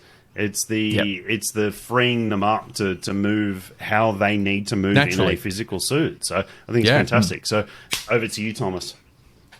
Again, overall, I thought it was the brutal Moon Knight series we needed. It needed to be that violent. It needed to be that aggressive. If you've read any of the Moon Knight comics, even if you haven't, I suggest you do. That's how he operates. He's very almost Deadpool-esque in the way he works, Mark Spector, especially when he gets to town with Spider-Man. That's always very funny. One of my favorite scenes off through some of those sequences too, man. But one of my favorite things in the comics is when he's Gamora's facing them down when she takes the Infinity Stones. Whole another arc. But then Mark just like shakes his head and he just goes to Spider-Man. He's like, "Oh, what did I miss?" And then he's like, "Were you not listening the entire time?" Because she's just done her big soliloquy. And he goes, No, I was definitely somewhere else. And he just goes, "Just punch what I punch." And he goes, "Okay." That's the kind of character he is. He's a bit of that and he does fit perfectly into, you can easily see him folding straight into the rest of the MCU, right? Yeah. I thought the only time the CGI really didn't work for me was really the first 2 episodes. I thought some of it was it was a bit, I don't know if it was because it was moving too quickly or some of it was just it almost had downgraded. I saw a joke that was they spent so much on the sky moving scene doing that they blew it out for the earlier episodes. Yeah. And they couldn't render them properly. Sequence though. That was beautiful. Yeah, that was one of my favorite scenes. Yeah. What was the other thing you guys talked about then that I was going to say was, love the way that when Oscar Isaac was switching, I don't know if you said you hadn't seen any behind the scenes stuff. He only shot Steven on one day, and then he only shot Mark on other days. So it That's could how get he in got character that. and stay in character. That's how he got it down. I was actually thinking about that, watching that last episode. Yeah. Like, just fuck me, we've come a long way. I'm so happy to be alive in this era, right? I've just rewatched the Next Gen and the few episodes where the actors face themselves, and the CGI back then of trying to clone the same character twice on the same screen. That you watch them it's obvious where you go to behind the headshots and it's a different actor and then switch and even when they try and interact with each other, they never really make physical contact. They don't pass objects. There's lots of rules. These days, you watch that last episode, he's hugging him and there's a real physical weight to the motion and the movement. It's just amazing how far we've come. He did also... Sorry. I won't ruin the magic behind some of that then. Fuck it. We're No, spoiling ruin the anything. magic. Ruined the magic. So he got Oscar Isaac got his brother to play some of those hugging scenes because they are quite almost not identical, but they look very similar. The only thing I thought was missed, because I don't know if there's going to be a second season. The directors... There's not. The directors come out and said it'd be a waste not to. They originally only signed on for one, but they didn't use my favorite Moon Knight line, which is when a guy's going like, hey, watch out for this guy. He fires all kind of random bullshit. And then Mark Spector just runs out and goes, random bullshit, go! And like he throws all his like knives at once. And they didn't use that. Like, missed opportunity. One of my random bullshit go thing. Yeah. So I'd like what you just said about Oscar Isaac got his brother into, like, if they look fairly similar, and when you're playing opposite somebody that you're meant to have an emotional contact with, that you do already have an emotional contact with, and then the It's about hugs as close in as you that, could get without having a twin. exactly, Right? In and terms the of the hugs, actor interaction. the two hugs in that, or the several hugs in that, where the Mark and Stephen hug each other, they were genuine hugs. So there was like, and it seems dumb. It's just fucking two bodies clashing, really. But that can be taken in the wrong context. But there's way more to it than that. there's more to There's it a than that. tangibility to like It's to the emotion behind it. It's the tilt of the heads and the way. Oh, this is going to sound really weird.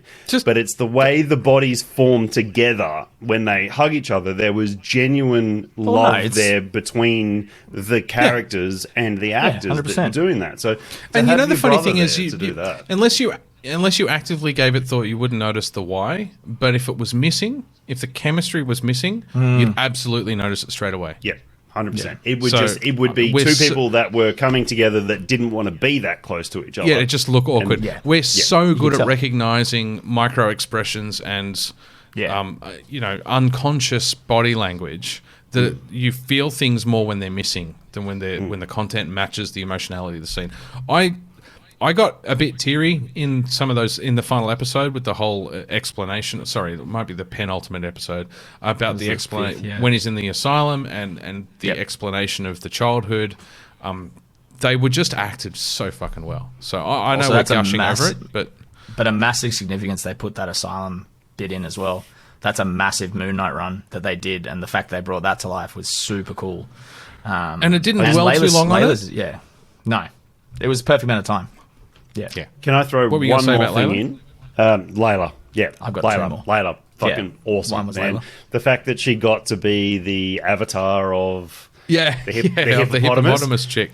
And the fact that the young girl stopped her and said, "Are you an Egyptian superhero?" And she said, Yes, I am. Yeah. And kept going with it. I think that's fucking fantastic. It was would have been Scarab, I believe, the superhero. Oh man, that suit would was have been great. perfect. Her moves were fantastic. It was just the choreography of that fight was fucking awesome. The outfit was sick too. I was so happy with that fucking costume. The wings and fantastic. Yeah, the way she used the wings in the fight as well, I thought was super cool. May Calamaui.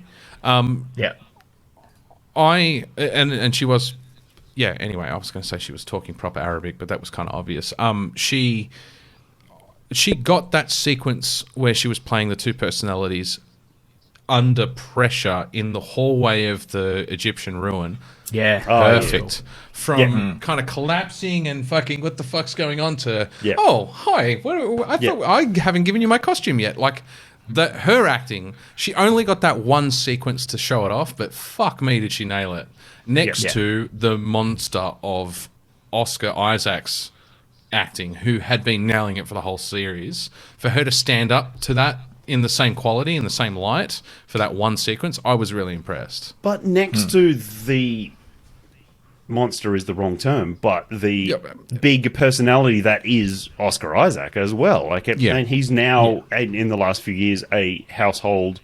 Well, he's an A-list actor. Yeah, a Marvel, Star Wars, like A-list household name. I mean, it's like to be able to nail something that the camera's not cutting in that. Well, it did cut a couple of times, but there was times where she had to change personality before the camera cut. Like there was quick changes there while she was talking to herself. Yeah, like if we don't get another Moon Knight series, if we just get a Scarlet Scarab series, fuck yeah, like roll it out, Marvel. Like that is the best shit you've put on TV. Like it's definitely not the last time we've seen him. I just don't know if they'll do a season 2 or if they'll fold him into the next MCU crossover. Fuck the movies. Let's just have more Moon Knight series. And there was a funny little throwaway note that I had in my head, and it's a pretty. Like, I'm joining 2 long dots, right? Not many people are going to join him because you'd have to have specific taste. F. Murray Abraham was the guy who voiced Khonshu. Yeah. Yes. What, Dan? No. I just keep going back to that crazy person room with the fucking red string all the way across the room. So F. Murray Abraham was the voice of Khonshu. He was a perfect voice actor for that real dark, gravelly presence.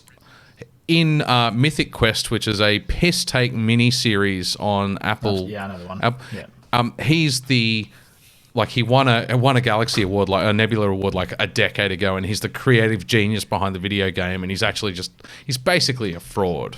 But he talks a lot in Mythic Quest as to always wanting to be the voiceover guy, and he actually does quite a lot of voiceover in the series, where they take the piss out of him for just wanting to be the voiceover whore. And now he's the voiceover for Khonshu, and he fucking nailed it. And I just thought it was kind of just a cool little... Like, no one would ever draw those 2 lines together, those 2 dots together, but I thought it was kind of cool. It was a brave move for them to put Khonshu in full, like, front CGI? of house scene in, like, broad daylight. You saw him in the dark they did a good job. And then you saw him in broad daylight in Egypt, and like, yeah, you know what? He fits. Like that worked well. Yeah, he does. Like it's just really great. And he's fascinating to look at. The sparrow bone head and the big monster fight at the end, the big kaiju Egyptian god fight over Cairo. It was great. I mean, it was fantastic. I mean, it didn't feel overplayed. They didn't focus on it too much. There was a good amount. I just of loved it that in sequence. Background while the human characters were fighting foreground. While the Harrow fight was going on. Their god avatars were fighting in the background. It's like, what was more important? Great, that sequence. Yeah, what was more important, the gods fighting in the back or the humans fighting in the front? It was a good dynamic there. It was brilliantly shot. Yeah, I agree. I guess from Oscar Isaac's perspective, he's done a flip on the classic. You are the hero. You live the hero long enough to see yourself become the villain. Seeing as he played Apocalypse, you live the villain long enough to see yourself become the hero. Well done, mate. You flipped that on its head. Yeah. But yeah, I would love a season 2. I don't know if we'll get one, but if we do, I trust that, especially with that director behind it. I think but at the same time, an exceptional job of expanding that story. I'd love to see the Jake Lockley side of it, the third personality, as like the super, like abhorrently violent one, like the absolutely no soul kind of guy. Like that could lead down some interesting story paths. With Mark and Stephen coming over to try and overpower him and and try and stop him and then address the fact that he broke the promise of releasing him, Khonshu. Well, he said he would release. He released them. Mark. Release them. Yeah, the Mark two and of them. Stephen. Yep, and that he released. I think them. he actually says, "I will release." She asked if you would release Mark and Stephen. And he says, "Yes." Yeah, in his kind of Khonshu way. Never said anything about Jake. Yeah. I'm glad they finally brought him in at the end. There were so many. I loved all the little nods to him. I would enjoy a season 2, but I actually think he'd play really well against some of the characters we've got in the extent of the MCU already, and it'd be cool to see him. We should move on because we'll need to take a break soon. I'll do a really quick review. I haven't read for a long time, but I had a friend give me a book review or a book recommendation a couple of weeks ago. We're both major fans of Peter F. Hamilton, who writes sci-fi. And I mentioned to him in passing that I haven't really found much of a replacement. And he suggested I read a book called Unsouled by Will Wight. And it's unsouled in terms of the human soul. It's part of a sequence of books called the Cradle series. So far there's 10 books. The 11th is due out in November, and I think he's planning to do between 12 and 15. I picked that book up, and I didn't sleep that night. So he recommended it at about 7:30 that night, and I was still awake, red-eyed for work the next day. I just could not put it down. I've now finished all 10 books, so it's in 2 weeks I've finished. Jesus Christ, Peter. I saw you a week and a half ago, and you'd read 2. Yeah, like I said, 2 weeks exactly to the day. He recommended it, and I've read the 10 books. How long are these books? They're not long. They're only 250 to 500 pages. Mainly they're around the 250 to 300 page range. There's a couple of 480s and 500s. I just can't put it down. So it's a fantasy series set in. It's going to. Hopefully, I articulate this well. It's a westernized Japanese culture story. So in the sense that he takes all of the concepts of soul and spirit being a part of the human experience and being part of your martial arts. They're all called sacred artists, for example. Everybody in the world is a sacred artist on a path. And that path is to focus their chi energy. It's not called chi, but it's what it is. Chi energy. And the chi energy can align to water or fire or earth or air, and there's a range of others. There's life, there's death, etc. And then you can, as you follow the path, you can use that spiritual energy to enforce attacks and to enforce defenses. And so everybody's on a different path. And some of these paths are helpful for growing crops, and most of them are about fighting. And that's kind of the world this is set in. And the Unsouled, the main character, Lyndon, is basically an outcast in his village because, for various reasons that you discover in the first 10 pages, he's considered to be unsouled. So they're tested as kids. What are you aligned to beyond the path that you're on? Because your path is kind of set by your village. Are you somebody who's a defender or an attacker against other tribes in the area? Or are you a soulsmith who creates useful creatures and constructs that can make crops and make water, etc.? And so you put your hand in this little pot when you're a 10-year-old, and it tells you what you are. And he gets no response. And they declare that he's unsouled and useless. And that's kind of the start of this story.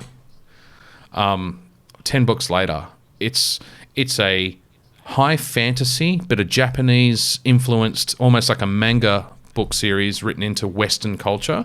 But it's also a science fiction novel.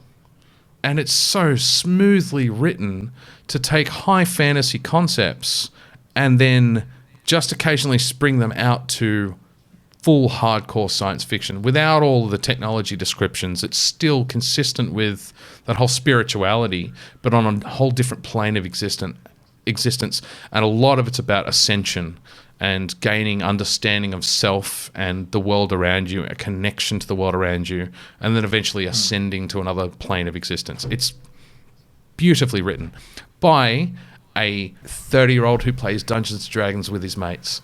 And so if you ever see any of his interviews, he would be perfect on this podcast. Like, he's one of us. And I love that because you read this book and there's so much soulful connection and wisdom in the way that if the themes behind it. You expect him to be an older guy that's lived a full life and all the rest of it, and he's not. He's just a dude living in fucking Florida with his mates playing video games. He's a dude with an idea. Yeah, and he's written other book series. The most dangerous kind. And he's written other book series, and he's got them on Amazon, and he was never that popular. And he'd written like 15 books on Amazon, and he really wasn't that popular. And he wrote Unsouled, and suddenly like, people are fucking swamping this guy. When's the next book coming out? And he's sold millions of copies. He's made the Amazon top 10 a couple of times for his books over the years. If you're a reader and you want something different, and it is different, it's high fantasy, but it's so vastly different from typical high fantasy, fucking read this book. It's my next stop. That's where I'm going. You sold that to me more than you sold Wheel of Time, so that's where I'm going next. And the fact that they're shorter different. too. I love that it's different. They're shorter too, which makes the 10 books far less, or 11 books far less daunting than. Look, it is a typical, like, in a sense, there is an element of a typical coming of age story. Mm-hmm. Lyndon is, I think, 15 or 16 when you start, and he's about 22 10 books later, but it doesn't focus too much on that. There's no awkward romances and discovering self-sexuality and that's all just not a part of it. I mean, it's not a traditional coming of age story, but it is a coming of age story. But you kind of need that, because you need an excuse to explain to the reader what the fuck's going on in this established world. And the best way to do that, one of the simplest vehicles, is for the main character to be figuring it out or be told it. So, brilliant book. Yeah, cool. It's been a long time since we've had any sort of book review. Yeah, well, I haven't read anything for like a year, so... All right, I think on that note, we should take a break.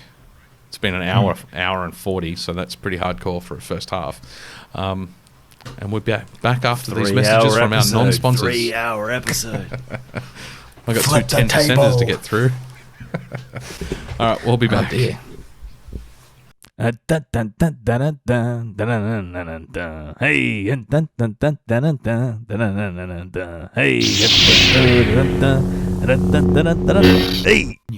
and we're back. Coming into you hot for the second half. I think we're going to start with Are You Winning, I never want to Son? hear you say coming into you hot again. Ever. It's not a sexual statement. It's just... Ever. Doesn't matter. Please don't. Coming into you cold. How's that? Even worse. Like Somehow worse. Like a tub of warm vanilla yogurt. Dan, are you winning, son? I haven't actually played too much in the last 2 or 3 weeks since we've recorded. I've been just like logging into Ghost. You've been smithing. Yeah, been smithing.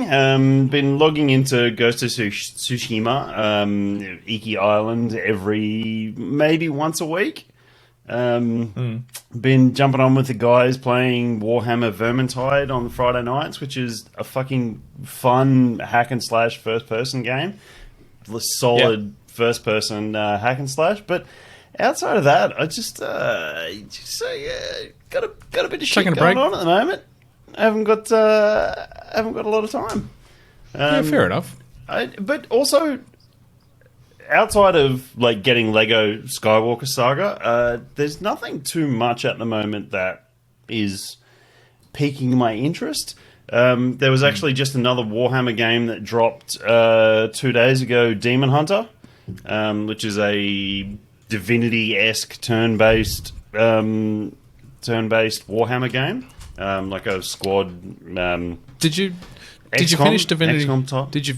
Did you finish Divinity 2 with Kel? Not yet. No. We're a good chunk of the way through, but not yet. No, I just haven't. That's probably next on my list for something to just sink my teeth into. But other than that, Iki Island is still very enjoyable. It if we actually get to the spotlight for this episode, it's very calming to sit there at 11 o'clock at night and just wander the Japanese grasslands and forests and flowerlands. And now that I've finished the Cradle series, that was all I could think of all the way through the books. Was it just? Now I'm going to go play Ghost of Tsushima. Yeah, and I pointed out last week that Iki Island is far more mythological than the main Ghost of Tsushima game. and I just enjoy it. I just love it. It's just calming and fun, and that's where I am at the moment. So, Peter, are you winning some? Yeah, I'm not kind of sort of. Sorry, Tom. I I cut Tom off there, but yeah. Tom, No, that's right. Did you have something? I was just going to say, if Dan was looking for something to play, the Trek to Yomi came out last week. Yes, I did. I did see that, and Yep. I will definitely be diving into that. I think it's only a 4 to 6 hour game, but I will be 100% be diving into me that. too. Yeah, It's 100% black and white, kind of old school. Yeah, 2.5D. Yeah, Yeah. yep. Yeah, cool. It'll be another really just violently brutal game that's calming. Yeah, I know exactly Weirdly what you calming. mean by saying that. Yeah. Look, I was stuck on the weekend. I had someone come over unexpectedly and spent some time at my place, and there was because I didn't know that they were coming over. I didn't prep anything. There was nothing for us to do, so I jumped online and grabbed the Sega Classics pack on PlayStation Network, and just started fucking around with the 2-player. What was the first? Sonic the Hedgehog and Tails. Tails. I think it was 2. Tails. And I've got to say, yeah. the Sega Classics emulator, because it's a game inside a game. When you run the game, it's a kid's bedroom, and all the video games in the pack are on the bookshelf. And then when you load up the cartridge, it sticks it in the Sega 3D model, and then it zooms into the TV, and then you're suddenly stuck in shit like old school, low quality graphics wrapped with like a TV wrapped around it. So it's kind of kooky in that kind of way, but cool. buggy as shit. The implementation of that Sega Classics pack is buggy as fuck. We could not get 2 players to work on any game that supported it. Now, they didn't want to play Street Fighter 2, so that would have been a perfect test for that sort of stuff. But in the end, we just took it in turns, just play a life and then hand over the controller and play a life, which was a lot of fun too. You know, it's old school couch non-co-op. But I was a bit disappointed. It's 66 bucks for the pack. I kind of expected it to the games to function, right? Work. Yeah. It Takes Two. Did you look at It Takes Two? No. No. There's it won one of the big gaming awards last year. Multiple awards. Won a It BAFTA. Takes Two. Yeah. Oh, yeah. We talked about that. I think you talked about it, Dan. Yes, I check think out. I said I would like to play it with Louise. Yeah.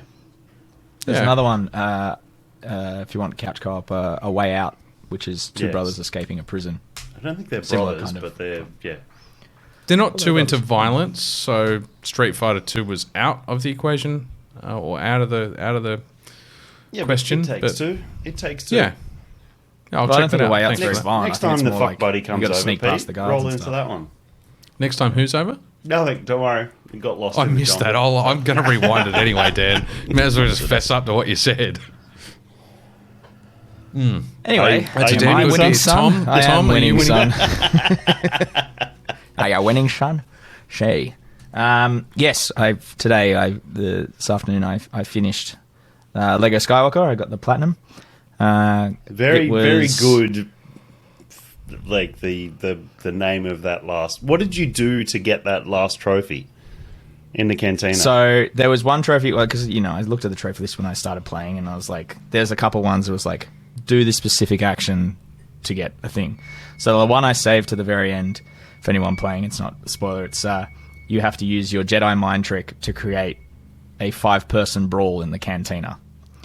And so that's what I did as the last one. And then you turned on the platinum, so the PS5, you can take a video when you get certain trophies. And so I've now set it for when I get a platinum. And it was Luke does his Jedi mind trick, and they all panic and start boxing. And then he turns around. I turned him around to face the screen, and all of a sudden he's just got this massive shit-eating grin on his face. Like, yeah, that was me. And that was me when I was 12 playing the first Lego Star Wars games. I remember I booted it up, did the first level, and ran straight into the cantina and just started punching people, and you had these massive Lego Star Wars brawls. It was great.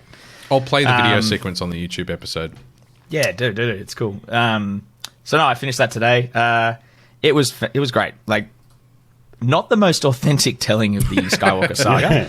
Got to be honest. There's a little bit of But that's a good thing. artistic license. Yeah. well, it was just like if this was a way I wanted to introduce, like if I didn't want to show, any spawn that I had that I didn't want to sit them down and make them watch the movies too young, I would think, a cartoony video game might be a good way to introduce them to that. But there's a few little things I was like, oh, hang on, it's not quite right. But they were all done for artistic license purposes. It all kind of made sense in the end. It was obviously, if you're going for all the collectible stuff in it, it's a massive. There's a lot of little fetch quests that aren't just on the one planet. You have to hop around to multiple planets for multiple little, find dudes that are trapped on different things, and you got to fly around to each one. The space combat was really cool. It was really fun. It was super simple, depending on what ship you used. You had a much different experience. Obviously, you've got using one of the like one of the first times I did space combat, I was using the Republic cruiser that Qui-Gon and Obi-Wan arrive in, the three engine one. Yep. And it shot one little laser like pew, pew, pew. And it's like, oh, this is really not going to work end for the well. But then you get in the Falcon and it's got the 2 quad laser turrets and you just destroying TIE fighters left, right, and center. It's fantastic. The only thing I think was not annoying, but which I wish they hadn't changed so heavily was they've obviously done up the combat so it's a little more engaging. It's not just keep pressing square to swing the lightsaber a bunch of times. So if you do that, then the characters will actually manage to block your attacks, especially if you're punching or it'll just come up as blocked. So they obviously, that was a big deal for the developers. So they put a lot more emphasis on that in a lot of the levels. And then for the movies 1 through 6, where you'd already played them if you played the old games, they switched up the levels you actually got to play. There's heaps of filler in between that fills out the whole movie. So it's quite a lengthy game. It took me about 80 hours to get through everything. Yeah, wow. That's a lot for a Lego game. But it's the sheer amount of things you got to go Episodes. collect and puzzles you got to solve and go through all the episodes twice to get everything. But like one thing they left out, which I was a bit annoyed by, was one of my favorite scenes has always been in the entire 9 movies was the attack on Death Star 2. When Lando and the Falcon and Wedge and his X-Wing go inside the Death Star 2, fucking love it. Just every time. Can't get enough of it. And that was one of the levels in Lego Star Wars 2, was you got to fly through the Death Star. But in this one, they focused more on the Luke, Vader, Emperor fight. And so it's like, that was just a cutscene at the end. And I was a little bit bummed about that. But I understood why, because, you then got to do the flying sequence from the start of Rise of Skywalker, which would have been a very, very similar level. So it would have been recycling levels and all that kind of stuff. I did have a cool, I was looking through the trophies as well, and I thought they had a little bit of a missed opportunity, which I doubt any of the developers are going to listen to this, but I'm going to throw it out there anyway. So you get the whole galaxy map, and there's 3 or 4 planets per section, and you have to go through each sector or each planet 100% and whatever if you're going for it. But you can fly. So if you're in the central sector, which is Coruscant, Jakku, and there was another planet in there I can't remember off the top of my head now. While you're hovering outside in space around Coruscant, you can turn and face Jakku, click on the planet, and just zoom right there, rather than going to your map and selecting to hyperspace there. But I thought it would have been a really cool little trophy you could have done if you'd gone from one side of the map and figured out how to move from map edge to map edge in less than 12 planets, and you could have did it in less than 12 parsecs. Less than 12 parsecs. I thought that would have been really cool, but they didn't have it. But that said, there were so many little, and I can't even think of all of them, any of them now. But you'd be talking to some random non-important character, and they drop some nugget of expanded universe Star Wars fact, and I'd just be like, "What the fuck?" It'd be 11 o'clock at night, and I'd be like, "Did they really just reference that?" Yeah, it was fantastic. I loved it. I loved every second of it. I know I've been seeing a lot of people online who've been finishing it, saying it's a massive grind and they didn't get into it. But doesn't Yaddle give you like a pretty crucial quest in the Jedi Temple? Who? Sorry, Yaddle. Yoda, female Yoda. Yeah. Yes. Yeah. Yaddle's in there. Actually, my favorite Jedi ended up being. I liked playing as Luke. I played as Luke a lot, like because he had a cloak and cape or hood and cape for one of his looks, which is the most, kind of authentic. But they, I don't know who fucking wrote it, but Yariel Poof, the really tall, long-necked, almost looks like a cloner. He's the Jedi Master, but he's got like the massively long neck. Like I'm talking like 1.5 meters, and then the little ball head on top.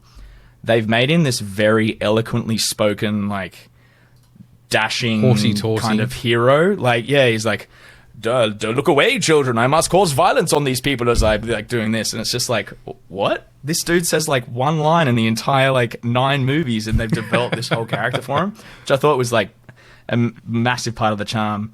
The one thing that really annoyed me though, so when you play as Jango, it's D. Badley Baker who did all the voices of the clones in Clone Wars. Yep.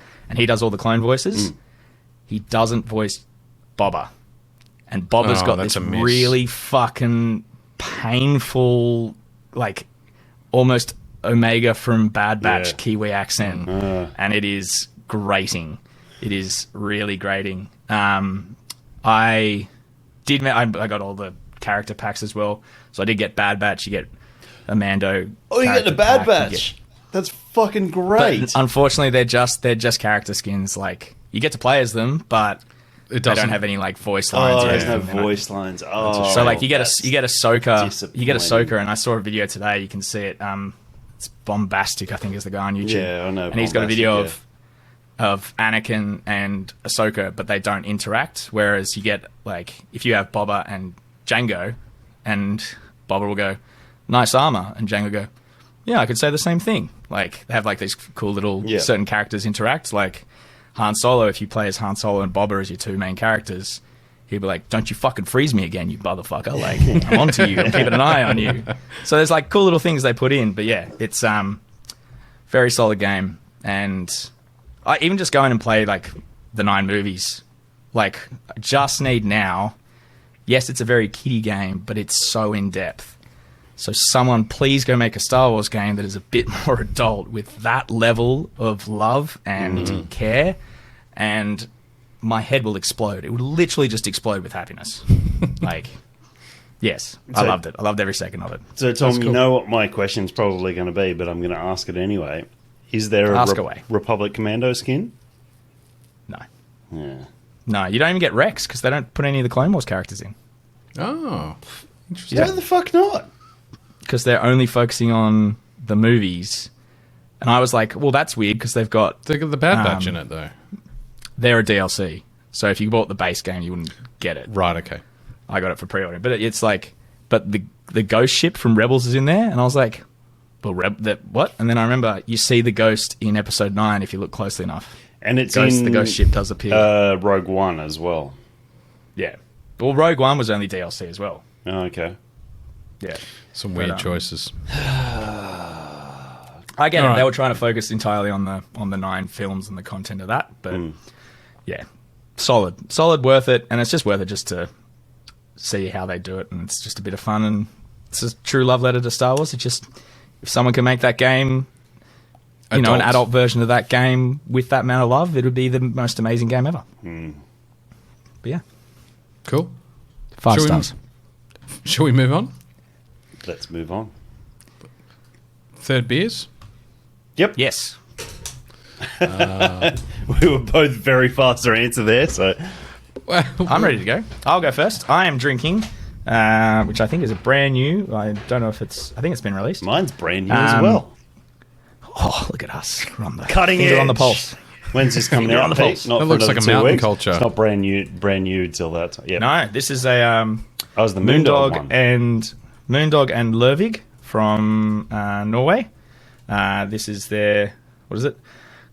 Quake Aussie hopped hazy IPA probably can't see that. I saw It's got a that. kangaroo moose head.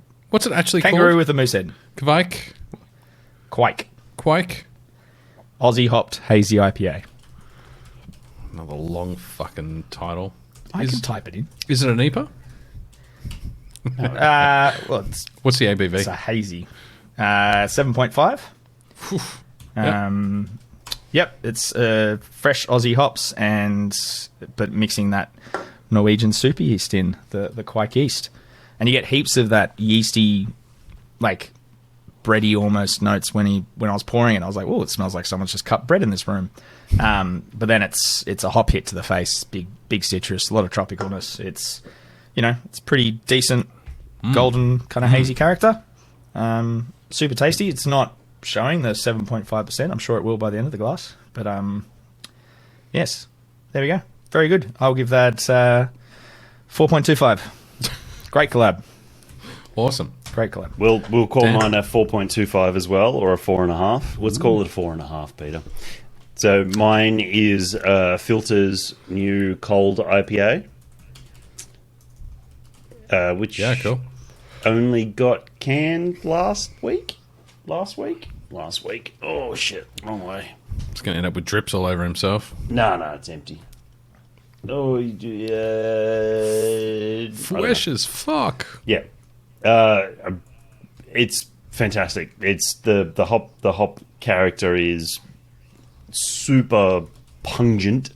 It's citrusy and tropical fruit, and with that little resinous of that American hop back palate to it. Incredibly clean, super light bodied. There goes my coaster. Eclipse, Idaho 7 and Galaxy. There you go. It's centrifuged, so it's not super clear, but it's not hazy either. It's beautiful. It really light in bitterness, and that would be a complaint if I hadn't had two really bitter beers before. So I think this in the series of those three beers, the black IPA that was super and not badly bitter, but fantastically bitter. Oh, it's been so long since I've had a beer that bitter. It was awesome. The white IPA that was really well balanced for the style of beer it was, and then to have this as the third one, the third IPA in that progression of different styles of IPAs. Fantastic. I love it. It's granted, I did get given these cans for free. I will full disclosure there. They were given to me by the lead brewer over there, so very, very, very good friend of mine. But fantastic. Just fucking get on it. It's just great. It's a 7%, 6.3%, and it's just ridiculously smashable for that alcohol. Just like hugging the toilet bowl. Smashable. Awesome. Yeah, I can agree with that, having tried the beer recently as well. Yeah. It is definitely the best of that style that I've had, which is what Philter do. They take a style and they fucking nail it on the head. They don't have to go crazy. Don't have to go. They don't got it. They literally just shoot for that bullseye and go, that is the beer on the can. That is what you're getting. They're really, really good at that. Yeah. Hats off to Philter. I don't think I've ever had a Philter beer. Oh, really? You're missing out. Come down to Marrickville. I can take you on the Definitely crawl. missing out. All right, we need to go to That crawl sounds anyway, like a Tom. challenge, Peter. That sounds like we need to spend a night at Philter. That can be very done. So Come to the inner west, people. Come. my third beer for the evening, basically someone poured ethanol into my fruit smoothie. Ooh, It is thick and syrupy and completely opaque. I don't know if you can see that. Oh, but and look at that sediment. yeah. Oh, no, I think that's just the bottom of the... Oh, it's just the glass. way the glass is. Yeah, no, it is 100%. You wouldn't be able to see sediment. It is 100% opaque. It's like that V8 juice with ethanol in it. So the beer itself is One Drop's Calypso Blues. It's a pretty can. It's simple, but, it's very very tropical. And they basically threw the kitchen sink in. It's an imperial smoothie sour with cherry. Fuck you, Dan. with cherry, blackberry, blueberry, mango, banana, vanilla, icing sugar, golden syrup, and maple syrup. They just put everything literally in that through beer. the kitchen. Open the fruit drawer in the fridge. Yeah. Just dumped all that in, and then just went to that's the not pantry sweet and went, enough. Fuck it. A little bit of this, a little bit of that. It's 8.3%, and Yeah. honestly, that's a weapon of a beer. It's not a beer. It's just fruit smooth. Like, it's too thick. It's fruit. Is it? It's not a fruit juice. It's like smoothie style that's coming out. Yeah. Oh, come on. That's not a real thing, is it, Tom? Yep. It's a thing. It started in the US of A, where all good things start. It's berry as shit. And For a sour, there's a shitload of residual sugar. So it's much syrup and fruit in there. It's not that sour, but it's dangerous because it's not a beer. It's just it's a fruit drink with alcohol in it, and you can't taste the alcohol. It's a cocktail. It's like yeah, exactly right. It's a fruity cocktail. It's a and fruit there's tingle. even my glass. You won't be able to see. Look how thick You're gonna have to clean that glass for you. Look next how year, thick that fucking sediment is, like the particulate in it. No, and look at how frosted the upper part of your glass is. Oh, that's probably just my lipstick. Where it's been rolling. No, the whole upper part. Look at it. Yeah, that's what I was saying. That's disappointing, man. This isn't beer. This isn't brewing. It's not. It's not a beer. There's no head on it. Fucking shit in a fucking tank and letting some yeast ferment to get some alcohol.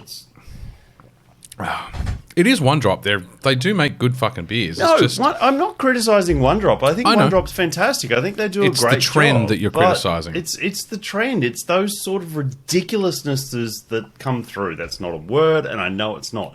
But I just, it's fucking, it's the safe The hype. It's chasing the hype. Someone posts it and go, "This is amazing," and then it's for all those guys who, guys and girls who didn't want to get into beer, and then this is the, they go, "Oh, this is super tasty," but it doesn't. It's not even a gateway drug because it's like, so removed it's not, from a because typical you beer. go and put that fucking black IPA, which was a spectacular example of a classic black IPA is not classic, but you get what I mean. Know what you mean? It's a spectacular example of a proper, once again, probably not the right word, but a real beer style. You go and put those two in front of the people, and they're going to go screw their nose up at the fucking black IPA, which was a beautiful drop.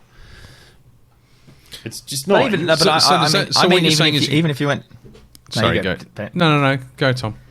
Well, I was just going to say, even with Pete's like beers tonight, if you put the beer he's drinking now next to the Aether Brewing, people would definitely choose the smoothie fucking alcohol spiked sour. Like, you know what it is? It kind of feels like the influence of premix trends at the moment, and that's baked what into beers. It's not even at the moment, Pete. I mean, this has been going on for years, and I mean, this is what bugs me with those sort of things. Is that is not something that should be classified under the beer license. Yeah.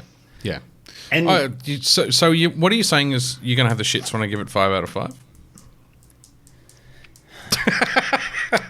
There's that leave studio button. Is there? If I click on this, is there a warning before I leave? It's going to turn into a sport. How quickly can Tom and Pete make Dan rage quit an episode? Hey, I was. No, well, I know. Last episode, it was a team effort. That light keeps going on. No, I'm giving my little room light has died. Oh. Yep, continue. It rage quit instead of Dan. I'm giving it a 2. Oh, hello. Gasper's back. I'm giving it a 2 out of 5. To me, it's not beer. It's full of fruit flavor, but it's not what I expected when I opened the can. I wonder what would be the bigger bill at One Drop. Would it be their fruit bill or their hop bill? Because they do some pretty fucking gnarly, like, big IPAs as well, which they would chuck a fuckload of hops into. But I wonder if their fruit bill will be more. This here is a topped up to the brim kettle sour that's been given our full fresh fruit smoothie treatment. If you love fruit, beer, good times, and lactose, then this one is for you. Obscene amounts of blackberry, blueberry, cherry, mango, and banana are added and backed up in full by kisses of maple syrup, golden syrup, and vanilla. Fear not, thirsty traveller. Sugar Daddy has been to sprinkle the goods on top. with full sacks full of lactose, multi-stacked oats, and icing sugar. Don't forget to BYO spoon, you filthy animals. Did you write that, Peter, or did you read that off the back of the can? Yeah, there was a lot of euphemisms in there. That hurts me. That hurts me here, Tom. I'm sorry. The 2 full sacks of lactose, that had you written all over it. I'm a little bit. Were you brought more, in as like a consultant? I'm a bit more articulate than that. No. To me, I feel bad or not. These guys make fucking top-notch beers.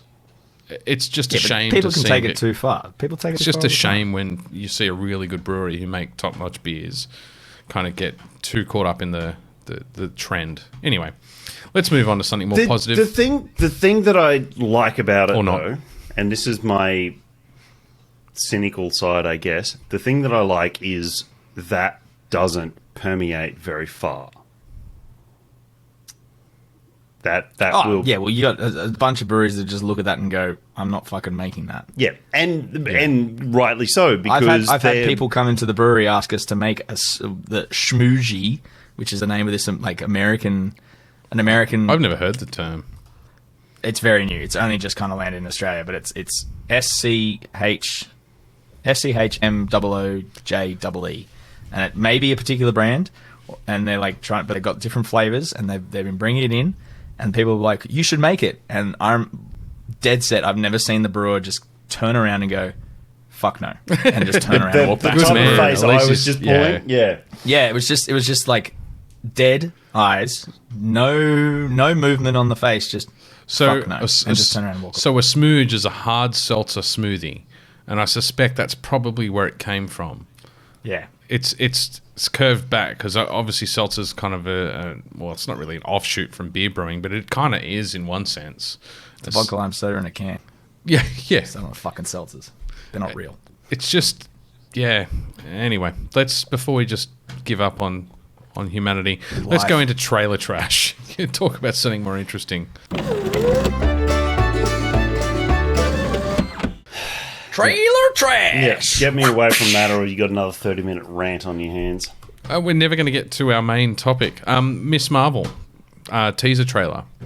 Have either of you seen it? There's been a couple now. Why does it say due out June 8th then? Oh, the teaser trailer's out. The series is out June 8th. Yes, they're not giving you a release date for the trailer. Sometimes they do. So sometimes they do. Sometimes they do. Sometimes they do. I'm going to eat my own words. Num, num. How delicious. So obviously Dan didn't watch the Miss Marvel teaser trailer because he didn't think it was out yet. What did you think, Tom? I think it's great. I think Miss Marvel's a great character. I'm looking forward to it. Exactly what the Marvel... She got big slappy hands. She does. It's... I don't know. That is literally the extent of my knowledge of Miss Marvel. She's a polymorph, and she's really been shooting up in the Marvel universe in the last couple of years, to the point where she was addict. She's going the whole. That's how she gets the big hands. Yes, big hands. She's getting it's not the clap. It's the smack. Yeah. Exactly what she's doing. That went dark quick. It did for something that's going to be. It's targeted at a young audience. It's going to be interesting to see how Marvel pull this off compared to the rest of the Marvel more coming TV of series. age. Yeah. Well, I mean, it's kind of Spider-Man is still in high school kind of thing. It's the same, similar age. Yes, but the first one, of the newest Spider-Man. Tom, Anyway, it's going to be interesting because I think it's going to be completely focused on like the blues of puberty in a Marvel universe, and if they overplay that too much, I think it'll miss the mark. So I need to ask a question here. Yes. So Ms. Marvel, my only exposure to Ms. Marvel was the X-Men 90s cartoon series where Rogue got her powers from holding on to Ms. Marvel too long. Let me explain. Thank you. So the Miss Marvel we're talking about is not Miss. She's young girl. Is a young girl from New Jersey. She is of Muslim faith, and she is a fan girl of Captain Marvel. Hence, her outfit is the Captain Marvel kind of. She has a similar lightning bolt that you would have seen in the. Well, it's a direct reference to it.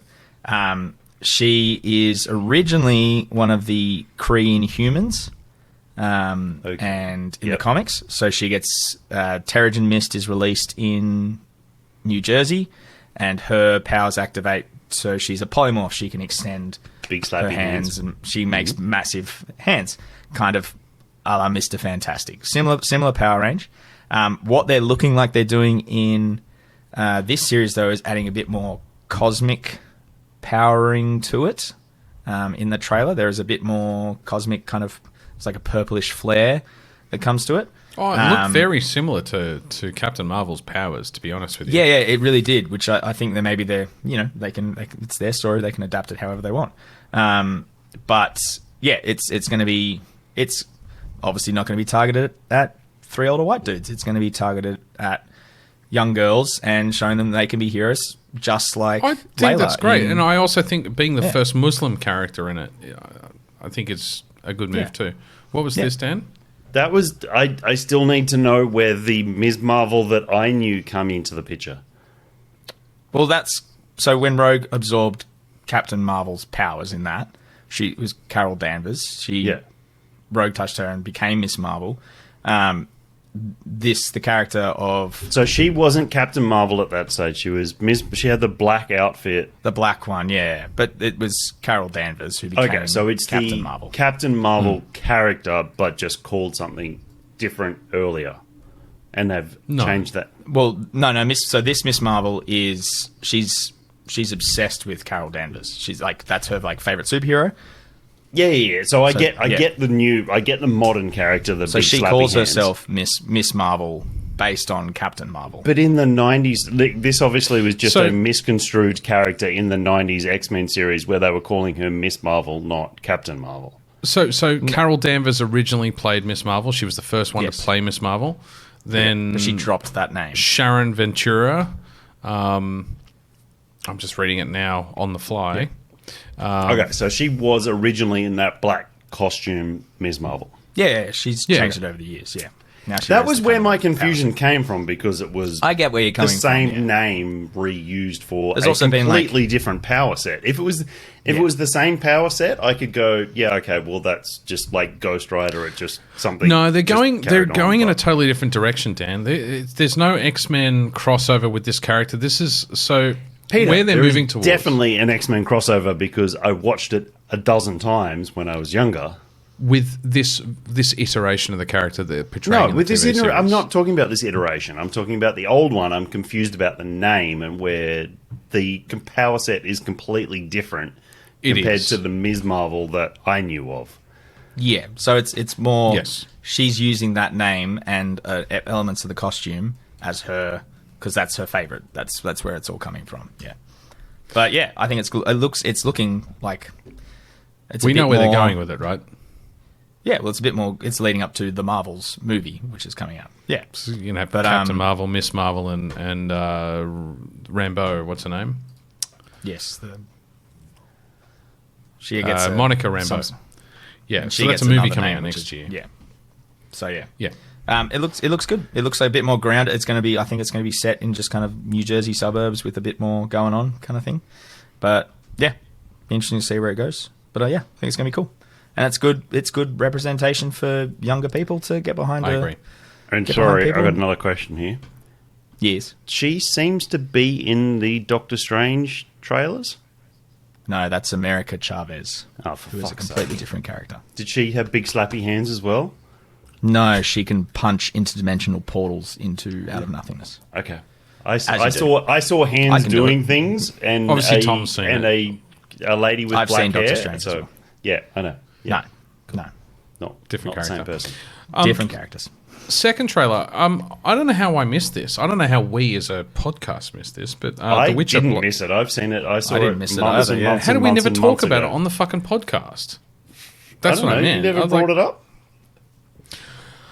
Right, next episode, Dan's going to be writing the show notes for us all. No, you. So they'll never get This will be done. completely blank. Yeah. It's just unscripted, unadulterated, just chaos. That's it. So, The Witcher Blood Origin. So the trailer looks fucking epic.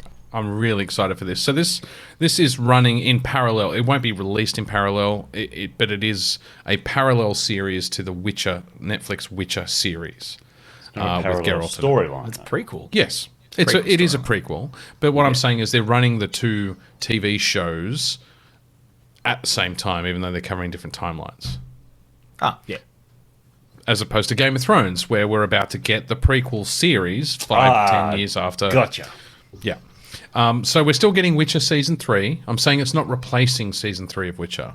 We're still getting Witcher Season 3, which I think is still early next year, I think, is due out. And then Blood Origin is a set like 1,500 years in the past, and it covers the conjunction of the spheres, which brings magic into the universe, and I'm assuming it's going to be quite high fantasy, and also the creation of the first Witcher. So I'm really excited to see the Trial of the Grasses properly, because they kind of look like they were going to go down that path a little bit with Ciri in this last season of the primary Witcher series, but they didn't. It looks like the only character that might have a crossover is the Bard, which I think is going to be interesting if they do Gaskia? that. Really? Really? They're talking How about... is Gaskia going to cross over there? I don't know. Unless they're using him as like a narrator. I was going to say, I unless think they're he using was. him as the I actually bookend think- storyteller.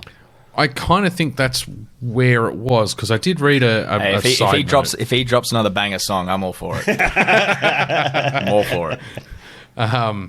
Yeah, so I mean the trailer looks fantastic. I love The Witcher. No, as a series, I'm so. well in for it. It's great. And to do something to have outside... two series. But to do something outside of the... So they didn't even cover this in the books. Like, this is a... Once again, they've There's a written lot a whole in bunch of new content for the TV series anyway. But this is a new thing. I mean, they cover the conjunction of spheres a little bit in the books and a little bit in the games, but not to I always thought it was anywhere just a near- reference. You got like one cutscene in the game, didn't you? Of like, I always thought it was just yeah, but even that cutscene in Witcher 3, it was more like it didn't really cover it as a topic. It covered it as kind of a tangent, like just to fill in some background lore. it gave you didn't some general knowledge of what happened, kind of. Yeah. Because people are going They- to reference it. Yeah. Yeah, but it is referenced during the games as well. It's referenced heavily. Yeah. They Like, talk doesn't- about what happens. But they don't actually show you it happening. No. I'm not saying they show you what happened. They don't do that in the books either. Like, the books are set in Geralt's time. Like, they're not set at the conjunction time. So it's I think it's fantastic. I think it's great. I think the whole idea of we lived in a normal world, in quotation marks, and then the conjunction happened, and we got monsters and magic and everything bleed over. I think it's a beautiful low fantasy, I guess Witcher is, addition to the 100% mythology. Yeah, I think it's great. I'm really looking forward, and I love Michelle, whatever her name is, that is the lead elf. Michelle Yeoh? Yeah, is it Michelle Yeoh? Yeah. The lady that was in Shang-Chi? Lost Yeah, it's me. Michelle. There is silence now while Michelle, yeah. Pete and Tom frantically Google. she's also just done that Everything Everywhere All at Once, which All is at Once, apparently yes. amazing. Yeah. It is Yeah. Michelle. She's Yeoh. Yeah, Yeoh. yeah, that's what Tom said. Yeah. She's fantastic. She's great. She was also in the Star fucking- Trek. She was in the Netflix Star Trek. Amazon Star Trek series. She anyway, and Crouching Tiger, Hidden Dragon. Yeah, yeah. We're both on IMDb. Yeah. No, she's great. She's fucking awesome, and she's absolutely an amazing character. Amazing actor to be actress. using for that series. Yeah. Like, just And it So was the- Star she- Trek. she was Star the Trek elf? Discovery. In the trailer? She had the... Yes. She was the elf in the trailer? she's an elf. Yeah, Yeah. yeah, fucking awesome. Like, that's Yeah. such good casting. Yeah, Such I good agree. casting. It's Yeah, I just agree. amazing. So, if she seems to be the powerhouse driver behind that trailer and that series, even though they all seem to be a group that are going to work together to lead into going, okay, well, we need to create something to combat these monsters that have appeared in the world. I think she's going to be the lead character and all that, and I'm really looking forward to it. I'm actually much looking forward to that than I am Witcher Season 3. Big call. Wow. There we go. I'm surprised. I like The Witcher. I'm not saying you're wrong. it's- I'm just surprised to hear that come out of your mouth. I really like The Witcher. I think it's a real, and I've spoken about this several times, and soon I'm going to be the one that's banned for for talking about The Witcher. But there comes a point where I don't want to see a story that I know the ending of, even though they've changed it dramatically. This is something brand new, and I've just said they don't cover this in the books or the games. This is something that I'm really interested in. What is this new lore that they're going to bring to what has already been established, and how are they going to weave it in there and show us the creation of the first Witcher? Like, this is before Geralt, before Vesemir, I mean, we've seen Vesemir's origin story now in the Witcher animated movie. So it's hundreds of years before his master that we're going to get to see. We're going to see the creation of the first Witcher and why they created that school, how they created that school, why they created the medallions, how they created the medallions, why they picked Kim Moran. Like, they're in the TV series, they're staying with the books. They're not going across the other schools. So we're going to see the School of the Wolf as the only school of the witches. So we're gonna see a very distilled version of what the lore has now become in this show. So that excites me, because it's going to be condensed and specific, not broad. And if they get 1 or 2 seasons out of this and they've told that story, fantastic. That's what excites me, not something that's open-ended. Yeah, that could they potentially can just keep milking until they get bored. Exactly. Yeah.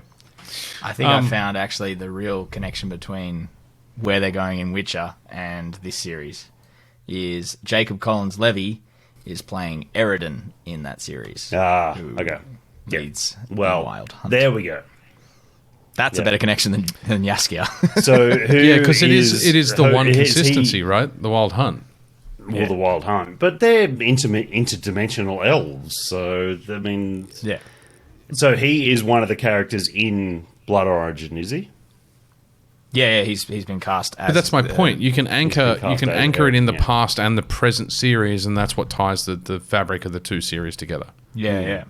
Because the Wild Hunt is consistent through both. It's probably the only thing, the only characters that are everything. Yeah. And we know it's coming in the main. Yeah, we know it's series coming in anyway, season 3, right? Oh, I just hope they put that fucking armor on them. Oh. Yeah, yeah, I agree. Just quickly, Crimes of the Future. So you guys talk. Yeah, I'm not going to spend much time on this. I watched that trailer. I'm never going to sleep again. Yeah, if you're It's pretty fucked up. If you're not in, like, it is gory. You're not into body horror, yeah. Yeah, it is very much a body horror. It's called Crimes of the Future. It's directed by the guy who directed Existenz. David Cronenberg. Yeah, so he did Existenz back in '99 with was it Ewan McGregor? I think it was Ewan McGregor. It's an old school movie, and it's kind of. But he's meant to be like kind of one of the kings of the body horror. Yeah, I'm actually not going to put the trailer in the YouTube episode because it is pretty it's pretty red band R. And if you're squeamish, you're just not going to like it. But it looks interesting in a dark, fucked up. Go smoke a couple of blunts before you watch it kind of way. Oh God, no! I would never do that. No. Fuck me! Talk about paranoia. Yeah, literally, you'd have the worst fucking So the basic concept is it's set in the future. We, as a population, humanity basically has blocked all pain. Life exists without any form of pain, and so they get bored, and therefore start performing surgery on each other as live art and on themselves. So it's kind of like self-mutilation. They sew body parts into other body parts. There's a guy in the trailer with like 4 ears sewn in around his skull, and it's just eyes and it's just fucked up. So a little interesting little tidbit on this one. This is the second film that David Cronenberg has with the same directed name. With the same name, but it's not a remake. Yeah. So there you go. A deep dive into the not-so-distant future in which mankind is learning to adapt to its synthetic surroundings. This evolution moves humans beyond their natural state and into a metamorphosis, which alters their biological makeup. That's a weird hook, given the content of the trailer. But there's some big fucking names in this movie, which I was very surprised about, given how gory it was. So Viggo Mortensen... He's worked with Viggo a bunch of times. So it makes sense that he's in there. Leah Seydoux, Kristen Stewart, Don McKellar. These are all big names. Scott Speedman, he's not that big, but he's still pretty big. I don't know some of these other names, but I recognise their faces from various places. They've all been in other stuff. So, yeah. Kind of. It's a Cannes Film Festival. It is. Piece. It is. It'll be... It'll be some sort of metaphor for something, but 100%, yeah. But a pretty dark fucking trail to get there, right? The only one bit I liked in that trailer was seeing Viggo hooded and cloaked again, and I was just like, Strider's back. Excellent. Well done. I love that actor. We need to wait. Yeah, we can't talk about the last one. We can start though.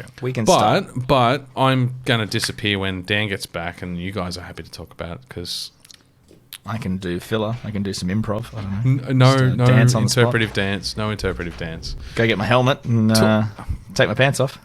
No, Sorry, that's one rule. That's one line you cannot cross. You can never take your pants off and show anyone your helmet on the podcast. All right. No helmets, Dan. Dan's fine. He just won't fit it with his headphones on. All right, carry on. I'm going to go get my 4th beer. Very good.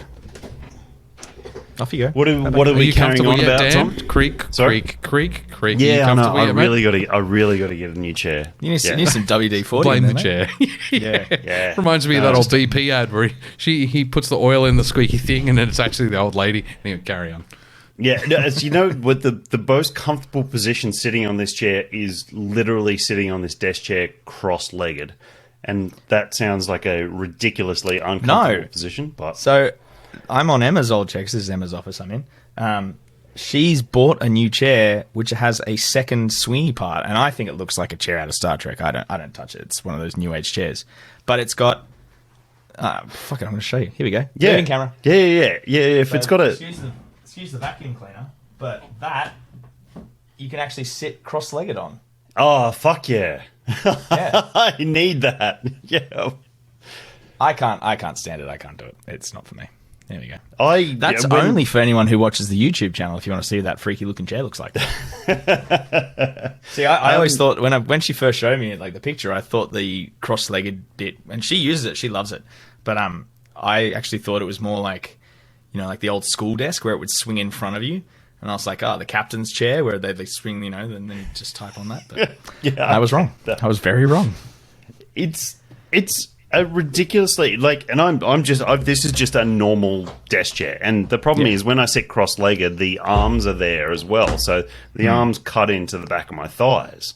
Yeah. But it's more comfortable sitting like that with the arms cutting into my thighs than it is with my feet on the ground, because the way this chair's designed, it cuts off it pushes on the back of my knees. People don't need to hear this crap. You need to just bite the bullet and get yourself one of those secret lab chairs. Want it. I am not spending $700. As much as I want a fucking Witcher or a Batman chair, yes, I really do. With the fucking 2 swords on the back of the Witcher chair. Yes, I really, really do. But $700, no, I do not need it that badly. You need to win the jackpot of the RSL, then you can justify it. Yeah, yeah, 100%, because it would be on my if I win lotto list. I will buy a Secret Labs gaming chair, but at the moment I will sit on my $100 Officeworks chair and I will bitch enjoy about it. Damn it, no end. Yes. That said, if anyone from Secret Labs is willing to send a chair, you can send an email to Dan at bountyhunterbrewing.com. Yes, that's exactly it. Yeah. Yes. Well, Pete said we should start on the next one, which is Obi-Wan. Yeah. Oh, okay. Yeah, we're doing Hello there. Obi-Wan. Yeah. Yeah, no, Obi-Wan made it in. So obviously, as a little May 4th treat last week. Hope everyone did have a rather enjoyable May 4th. I had a very relaxing one, just playing Lego Star Wars the whole day, from when I got up to when I went to bed. Couple of beers, perfect. Jasper snuggled up on my lap. Nice. It was perfection. But they dropped the newest trailer for the upcoming 6-part series that is releasing May 27th. 2 episodes, don't forget. May 27th, 2 episodes. So that's about 2 weeks away. 3. And it is, for once, not just centered on Tatooine, which is great. Which is great for the Star Wars universe. Considering that's where he's meant to be, it's good. Everything else doesn't need to be centered on Tatooine, and it is Tatooine. And then the one that actually should be centered on Tatooine isn't centered on Tatooine. But anyway, but I think it's going to be a great story about him, because obviously that trailer starts with that voiceover of him sending out the warning message, being like, "The Jedi have fallen." Fantastic. Yeah, the Empire, do not look for us. Just go into hiding. We will commune through the Force if we need to find each other, or we will find each other if that's the will of the Force. Like, obviously, Obi-Wan is one of the... Despite everything that's fucking happened to him, he is one of the prime examples of a Jedi. He's... was tempted to leave the Order to go be with the Duchess Sabine but he didn't, because he believed in the Order. He's watched his Padawan turn to the dark side and destroy the Order. He still believes in the ways of the Jedi. For the person who should have left and gone, fuck this, I've lost enough, he's always stuck with it. And that's why I've always loved him as a character. And it's fucking Ewan McGregor back. And he can't get looks much better. Fantastic. He does. He looks like a perfect... He's great in actor. his fucking prime. Yeah. I just hope they keep it it's small. looking great. Sorry, I'm just What do you coming mean? in like a bull in a china shop. I hope they keep the story small. Well, I think that it's going to center on Obi-Wan, the Inquisitors. I can't remember that guy's name. He was in Eternals. Comedian, and now he's gone a bit more serious. But he's in it and looks like he's got a Jedi with a droid. He's got the little flubber droid. Definitely being attacked by the Inquisitors or he's on the run trailer. and Obi-Wan's trying to help him. I don't know if you thought it was. I reckon it is. I reckon when Obi-Wan's having the shootout on the rooftop and there's the droid, I think it's going to be Forlom, who is the partner of Zuckuss, who were one of the bounty hunters in They're Empire. Featuring really, really heavily in the Bounty Hunters comics, and they've just split as well. Yep. No, not quite during this time period, because it's the comics are currently running between Empire and Jedi. So they've split at Empire Jedi, but you could be completely right there. I think that'd be great. Zuckuss is the one that talks about himself in the third person. Zuckuss is the bug dude, and Forlom's the droid. Yeah. And the reason they work together is because Zuckuss breathes ammonia, so he can't have any living partners on his ship, because and he has precognition. It's not quite abilities. He's got some sort of precog. But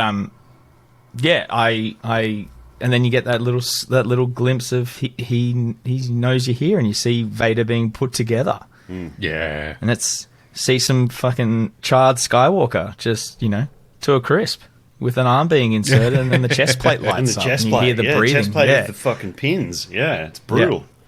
Yeah. Very brutal. Which I think is going to be that could be a really savage scene, but in a good way. Just eerie and I've got to say the trailer really does recreate the atmosphere I'm hoping the series does, because it is very atmospheric. It feels, watching the trailer, having read the Star Wars comics for years now. The vibe I get is that era of the Vader comics. So the Vader comics, he went through a series there where the Emperor, straight out of Revenge of the Sith, the Emperor didn't give him a lightsaber. He had to go and hunt down a Jedi to get a lightsaber to corrupt the crystal.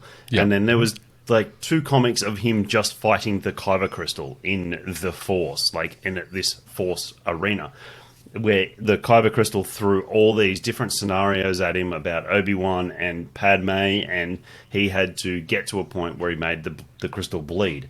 It was designed to be the opposing, the opposite to the sequence where Luke was training in Dagobah, and he had to face his own, like he faced Vader, and then he defeated Vader, and the face mask falls off, and it's himself. It was designed to be the opposing kind of story to that. Yeah, I mean, it kind of is. Defeat yourself, and in this case, he's defeating his past demons. So the way that whole Vader part played out, and there was sequences within those comics where it was just a page picture of Vader meditating in the Force. So he was meditating in his suit on the deck of a Star Destroyer or somewhere like that, and it would show him cross-legged within the Force as this kind of black and red tarred kind of figure, featureless figure, and there was it was a destroyed landscape around him and that, but there was these blue butterflies, and that was the last spark of the light side within Vader fluttering around him within that space. And that is exactly within this period. This is exactly when all of this is happening. These comics were running, and if everything they're doing now is canon, this is running parallel to the Obi-Wan series, and also parallel to the Fallen Order game, which we've all played. Yeah, it's Inquisitors. It's the exact same time period. Yeah, and Cal Kestis, and I mean the Ninth Sister is in the trailers. Is the Ninth Sister in the trailers? I don't think it's the Ninth Sister. The Ninth Sister is the short-haired one, which is she's in the game. So it's in the game, yeah. Yeah. She's the old, yeah. I don't think the woman you're thinking of, I don't think she'll be the ninth. I think she'll be obviously a different number. One of the others, yeah. Well, there's only 11 of them? Something like that, yeah. Yeah. But it's running parallel there, and that was my whole point there is the trailer that they just dropped really gave me that feel. It gave me the feel that there's turmoil there. It's we're going to see something with Obi-Wan confronting Vader, whether it's a physical confrontation or whether it's a within the Force confrontation. And that makes me excited. That makes me think that that and Filoni's hat hanging on the back of the Ahsoka chair really tickled my balls in the last few days. Yeah. There's some fucking great backup cast in this. There's some great surrounding cast to Obi-Wan, to Ewan McGregor in this series as well. It's interesting. I'm just on IMDb. They haven't named which sister there is, which sister she's playing, but Sung Kang is playing the fifth brother. Yes. Well, this is what I was saying the other day, that a lot of people complained about, and I do agree with them about the fifth brother and the Grand Inquisitor, is that we've seen... They don't look right. We've seen the Grand Inquisitors... Species, yeah. No. We've seen the Grand Inquisitors race, which is the guys from Utapau, in Revenge of the Sith. And George Lucas and ILM and the makeup and special effects people went to great extent to make these people look like aliens. Yeah. The Grand Inquisitor does look like the people from the Utapau people from Revenge of the Sith in the comic books, but in the series, in the trailer, whether they changed that for the final run, he looks like a human being in makeup, and so does the fifth brother. Yeah. And it's disappointing, but it's not going to be a game breaker. It's just disappointing. Yeah. Cool. But yeah, it's like it's the main thing is, for those who haven't seen the Grand Inquisitor before, is that his head's just too short. He's meant to have a very almost like cone head oblong-esque. Yeah, elongated forehead. Yeah. And he doesn't do that. And then the fifth brother? The fifth brother is just not big enough. No, he's not big enough, and he hasn't got the he's facial not angular structure. enough. Yeah, exactly. Yeah, it's probably what it is. He's not angular enough. He just looks like a human in face paint. And these things can... This looks to me sound like a fucking expert. If they didn't want to do it digitally, there should have been ways they could have... Revenge of the Sith, those Utapau, I don't know what the race is called. They do have a name. They were done practically, and because it was Bruce Spence, it was the Aussie guy, it was the guy Stork from fucking Mad Max 2. Like it was him in the fucking makeup and the suit, so they can do it practically. They don't have to do it digitally, so it seems like a very big missed opportunity for. I know it's a expanded universe character. But you're going to get fuckwits like me that are going to pick on you. You expect it to be true to the source material. I don't think that makes you a fuckwit. That's not what makes you a fuckwit, Dan. No, but that is one of the things. One of the bigger ones. Just to be very precise with the language. No, I mean, but it's such a simple thing for them to do. Like, I agree. Through prosthetics, through CGI, through whatever. Like, it's not hard to expand. If you can make the Hulk look as realistic as he does in those movies, you can. And Disney's obviously got the money behind the studio to do it. And especially being you can 6 fucking parts. make his head. Yeah. It's not a long-term commitment. And who knows? They may have listened to it and gone back and since that trailer, since the first trailer, and they may just not show us yet. And we may get to it and be like, he looks great, looks perfect. Yeah. And It's funny they've actually judgment. retconned it. So one of the articles I'm reading at the moment is the Grand Inquisitor is now being depicted to look more human in the comics after Kenobi has been launched. There is further along. There is it's not a retconning because of Kenobi. There was it's like different artists draw Batman differently.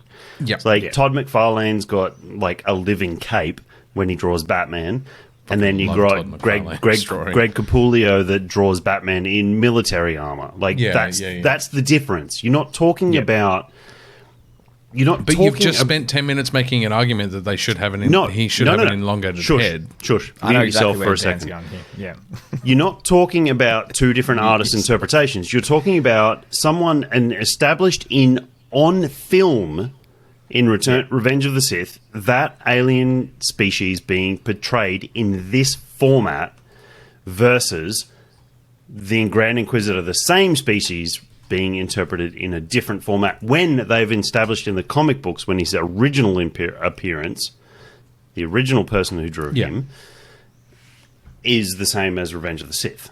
You're not talking about two different artists' interpretations of a well-known character. You're talking about a different appearance for a character that originally looked like its original on-screen baseline race. Yeah. Looking different. So you go back and look at Revenge of the Sith, the other 3 Powans you see, they all have the elongated forehead. They all have that kind of stretched head. Yeah. I'm looking at it now. Yeah. It's a definite deviation from what the character should look like.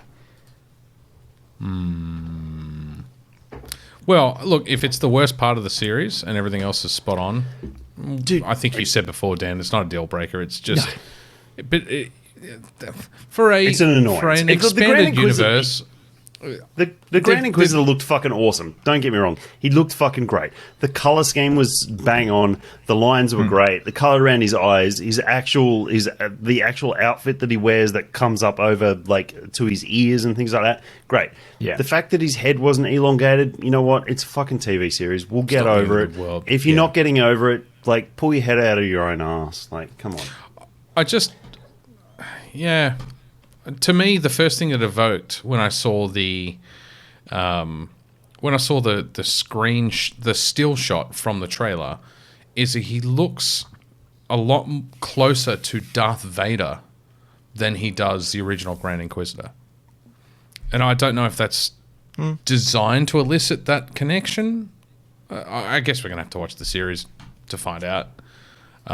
He's kind of He's got that pallid grey skin. He's got the black it's armor. Vader once he takes his helmet off in Revenge. That's what I mean. Jedi. So, which is a little bit opposite to what they should be evoking in you, because like there was a very distinguished line between the Inquisitors and Vader being a Sith. yeah. They very heavily lent into all of Vader's interactions with the Inquisitors, and the Inquisitors are Dark Jedi. They Yeah. are not Sith. They're not ever going to be Sith, and that is quite blatantly Like the line's dark. clearly Yeah. said by Vader. Like, you are never going to be. I'm not threatened by you. You're never going to be me. You are not Sith. Like, this is you are here to do what I tell you to do, and that is the end of your usefulness. Yeah. Like, and this is clearly defined in the comic books. Yeah. Be interesting. Be interesting. And I'm sure they'll do it well, and the trailer looks fantastic on all of that. Just looking at the time, we've got a really big topic for the main spotlight. I'm wondering if we park that, and I think because you're done with beers for the night, Dan. I think Tom and I have a fourth. I have a fourth. Seems Tom told me I was going to get Well, one anyway. Let's do fourth beers, and we'll call it a night, and we'll do our main topic when we've got time to give it the respect that's due. How's that sound, boys? Yep. Dan, Surely we can pull a small topic out of our assholes. I'm sure we can on the fly. Dan, what are you drinking, mate? While Tom comes up with a topic out of his asshole. Hot pressure. It's poop. Hot pressure. It is Galaxy and Cashmere Hazy IPA from New England Brewing. Cool. Good on New England. Yeah. So it's a hazy. It's not as hazy as what the camera is showing, but it's nice. It's a Galaxy Cashmere Hazy IPA. Can't say I've had cashmere hops that I know of.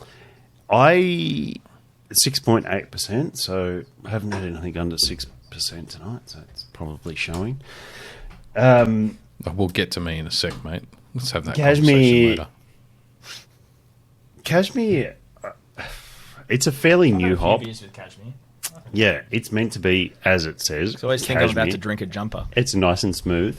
Yeah. I think It's from... made on the border of... Sorry. Without looking up any hop characters, it has a kind of a blackberry kind of character to it. The Galaxy obviously gives it a passion fruity kind of character. So the combination of those hops there, that's what I'm getting from this. I'm getting a bit of a passion fruity character, a bit of a blackberry darker fruit character to it, and it's rounding off fairly nicely. And it's super smooth on the back end. So Yeah, cool. Out of 3.5? 5? 3.5? Okay. Decent score. Tomo? Does well. I am drinking the Young Henry's 10-year strong barrel aged red ale, which was their 10th birthday beer. It is 8%, and it is fucking tops. One of my favourite beers that Young Henry's always did was the Real Ale, which was their kind of mid-strength red. I would often have, I think it was 4% from memory. They've discontinued it. Much to their shame, Young Henry's. Bring it back, you bastards. But if this is the spiritual successor to that, then it's done it a hell of a job. Young Henry's Real Ale, I will say, was my first foray into independent beer. Not counting Cooper's. Okay. Not counting Cooper's Pale, because that's a bit more mainstream. But as an small independent brewery, the Young Henry's Real Ale was the first ever independent beer I had, and I was fucking hooked.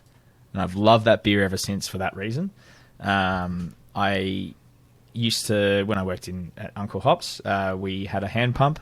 The only beer that ever sold on the hand pump was Young Henry's Real Ale. This is a very interesting conversation. Let's circle back to this. I hate to use that conversation. Circling back, that using term. marketing terms. Yep. Sound like a dickhead. All right. Yep. And that's why I threw it in there, because I don't know if it was recorded last time, but we were giving it shit there. But yeah, anyway. Yeah. This is obviously turned up to 11, as would be the young Henry's way. It is a brilliant red IPA. It is chewy. It is malty. It still has a nice little bit of hoppiness coming through, but it's so smooth from that barrel aging. And it's just, it reminds me of all the good times I've had with those guys. So yes, fucking well done on a 10 years, and this is a fantastic beer. You can't buy this beer by itself.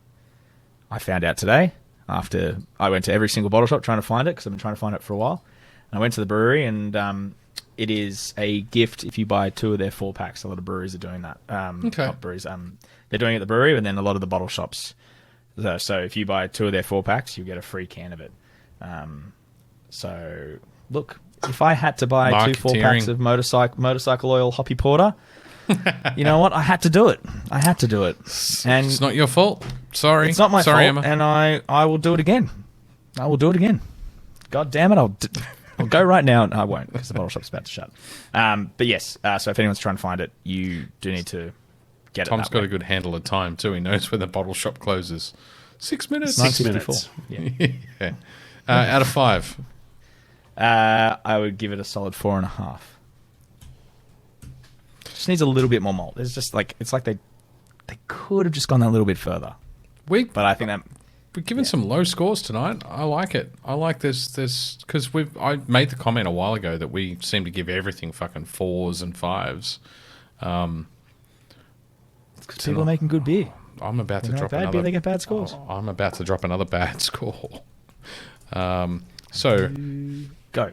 for my 4th and final, I'm drinking Ocean Reach Brewing's what is it, Artisan series or Art series? Hang on. Artist series. Gippy or Jippy. It's a chocolate fudge stout. Beautiful can art, I've got to say. It's very intricately detailed, and the label is less than a mil off on the seam. Dan, that's pretty good. Oh, it's not going to focus. Interesting can art. It's a chocolate fudge stout, 7.9%. So I think that classifies as an imperial stout, and it's a thorough disappointment. Wow. It's I can't say that I've ever described. So it's got a nice dark color to it. You certainly get a lot of the black malts. There is nothing sweet about it at all. There's no chocolate fudge at all. Maybe if I let it warm up to room temperature, but it's been sitting here a while. I'm surprised it hasn't already kind of opened up a little bit. Thin as fuck. And for an imperial stout to have a thin backbone in the beer is surprising. Yeah, it doesn't look very viscous. That's a miss for me, unfortunately. And we've been reviewing Ocean Reach Brewing beers really well lately, so I'm kind of surprised. But I've had plenty of great beers from them. But nothing fudgy, because you associate, if you're going to say it's a chocolate stout, okay, you get a bit of lactose or you get a bit of residual sugar against a black malt backbone as part of the stout. The minute you say fudge, you expect a thick mouthfeel, maybe even a little bit of creaminess. Yeah. This is, just not that. So Damn. I'm going to give that a 2.5. Because at least it's beer. I gave the 2 to the cocktail. So, And you damn well should have. I feel bad. I feel actually quite guilty, but it's not what it does on the can, right? So if they nailed the style and I didn't appreciate the style, that was my bad choice. But if they say I'm a chocolate, sound like you're about to start my Untapped rant again. I'm a chocolate fudge imperial stout, and you don't deliver really strong chocolate notes, lots of like a thick mouthfeel, lots of sugar overtones on a stout base.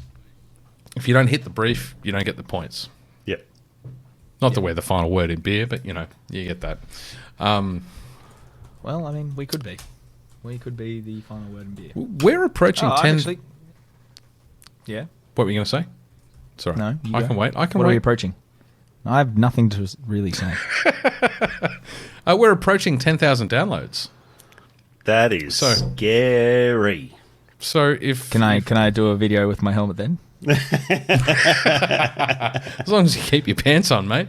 You and your rules. So I look, if anyone who's listening has ideas on what we could do for our 10,000 download episode, because I think that'd be something to celebrate. I want to celebrate it. If you've got some ideas, let us know. The idea you were talking about. I think that'd be good. Well, the All-Star episode. Fuck Leather chaps, G-strings, tassels, like titty tassels. Can I borrow one of your? Can I have to borrow one of your G-strings, Dan? Choke. Like there's not Sorry, too many you things. can't say. You can't There's say not too many things that make Pete choke, but that made Pete choke. Well, yeah, Dan, leather So chap many pants, things I could say. Oh. G-string, and now Dan made Pete choke. Like, that's not a good night. That's not a good night for Pete. And that's our 10,000 episode. We're going to 10,000 download episode. Pete's going to choke on Dan's G-string. Welcome, everybody. Wowzers. Yep. You only see that in the Wowzers. special films. You have to, No, not G-string. The sweaty leather chaps has got to be first. Oh, no, let's just stop. What I was about to say Yeasty. was... oh, God. What I was going to say before we go is everybody's entitled to their opinion. They're like arseholes. They all stink but mine. But someone did one-star us on iTunes for our podcast. Oh, bring up the review. I want to rip them to shreds. No, they didn't leave us a review. They just left us a 1 out of 5 stars. Unfortunately, because everybody who listens to the show, and obviously 10,000 downloads, plenty of people listen to the show, most people don't take the extra 10 seconds to give us a 5-star review and leave a comment, which means that one person who 1-starred us has dragged our average all the way down. So just as at the end of the show, I'd ask, if you enjoy the show, if you listen to our stupidity and get a laugh, or learn something about beer, which is unlikely, let's just go with stupidity and laugh, please do take the extra 10 seconds to look us up on iTunes and give us a 5-star review, because it actually does help drive the algorithm that puts the podcast out to more people. So... And don't be a dick. Just give us 5 stars, and then if you just want to put 1 star in the comments, that's fine. Oh, send I'll us take- your feedback. I'll Tell take us why you want a yeah, 1 yeah. star. Constructive criticism Let's start any an day of argument. the We'll week. get you on here. Yeah. Oh, no. You want to fight with the big boys? Hey, come into the arena, eh? If See, you we'll think get you in we're- here. Eh? It'll be a real fight. If you think we're a bunch of wankers, just move on. That's fine. There's plenty of people that are like that. Whatever. Also, slide into my DMs. I don't know what that is. I don't know. I don't know yes. what that is. Yeah, Dad, Either. if you're listening, can you give us a 5-star review, please? Come on. fucking retract your 1 star, please. Yeah, you prick. I have actually a quick question for you boys. I know it's probably I should have asked this. Was going to ask this off chat, but I'm going to ask it right now. 4K. Are you guys? Are we going to Gabs? Are we doing the Gabs this year? Are you going to come down? I'm going on the Friday, I think, with a couple of guys from the. When you say come down, you are talking about Sydney, Gabs, yeah? Yes, it's at the Okay, just ICC making this sure. year in the city. So, we could, if anyone wasn't else is planning going on to it. Gabs, and Are they sold out yet? Last time I looked at it. No, it's not sold out. Friday session still has tickets. So, Yeah, all of them do. It might be nice if people want to come down and find us, and we'll throw things at you while we run away from your questions about shit that you want to question us on. It's a shame we don't yeah. have shirts. We don't. We don't. Would've been nice to I have. have my sister's wedding on the Saturday night, and I was going to take my staff on the Saturday day. So Friday night's the So- industry session. Mate. So that's a yeah, Sorry. nah. it's not the industry. I know. I don't know. Yes, I'll try and make the Friday night. I'll hit me up tomorrow, and I'll make a solid decision. Yeah, so folks listening at home, that was a question that has no answer at this stage, but Well, if Tom- anyone is going to, if Tom anyone will is be going to wandering Gabs on the around. Friday night, I'll be wandering around, schooner in hand. So if anyone wants to come down and say good day and,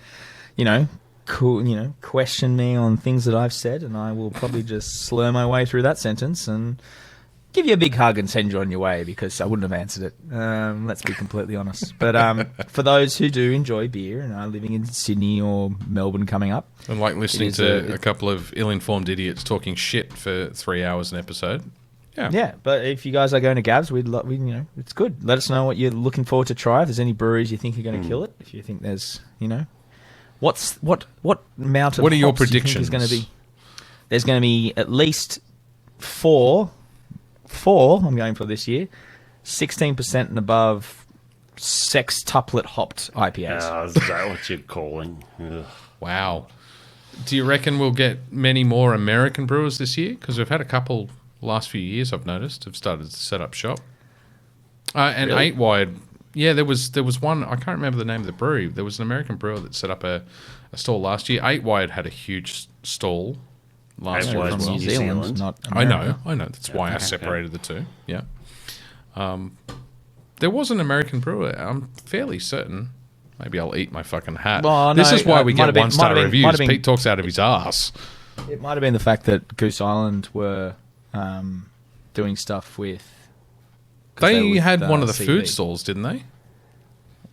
I'm sure. Yeah. Well, Goose Island, American, feel vindicated. Definitely an American brewer at the show last year. I don't know, I wasn't there last year. I'll look it up. But yeah, if anyone hit us up, let us know. We'd love to see you there. Go have a beer with you. If I don't have a work event, I'll be there too. How's that? Fucking Well, you know what? ICC, man. Anyway. Oh, it's better than going out to fucking Homebush. No, it's not. You No, fucking not for Dan, from the it's a inner lot west. closer. You Oh, fucking dude, you're from right. the No, inner right it's at just the the end, train Dan, right at station the to end. Homebush is Just one is a episode. fuck around. No, that's true. Getting the train out of Homebush That's true. is an absolute C-bomb of a time. Now, you don't have to edit, Peter. Welcome. That's I'm my gift to you got to today. block 2 of Dan's, but none of yours. Thank Okay, you. whatever. He missed the one but right in the middle of the podcast, so it's all right. he'll find it when he rewatches. No, I won't. Planted actually that won't. seed now. Yeah. Yeah, no, fuck you, Dan. It was said. Don't worry. It was said. Right, and on that note, More thank you work very for much Peter. for tuning in. Any final words, gentlemen? No. And you, Tom? Go out and purchase Lego Skywalker Saga and just enjoy yourself. Just have a fun time. I'll tell you what, There's so much beautiful John Williams music that plays on every hub world. Like, we were going to talk about calming experiences in games. Just a bit of the being in the Junlan Wastes with the dual sunset as the hero theme from A New Hope plays on loop, like, soothed me into dreamland. Just like I'm soothing you into dreamland now. And that's right. So, Good night, Tom- everybody. Tom Thank Mercer. you very much. Good night and have sweet dreams. Okay, that was Fucking my nightmares paralysis now. demon came to life then. Yeah. That's what Good night and have sweet dreams, he says. All right, thanks for listening. See you guys. See you guys. Bye.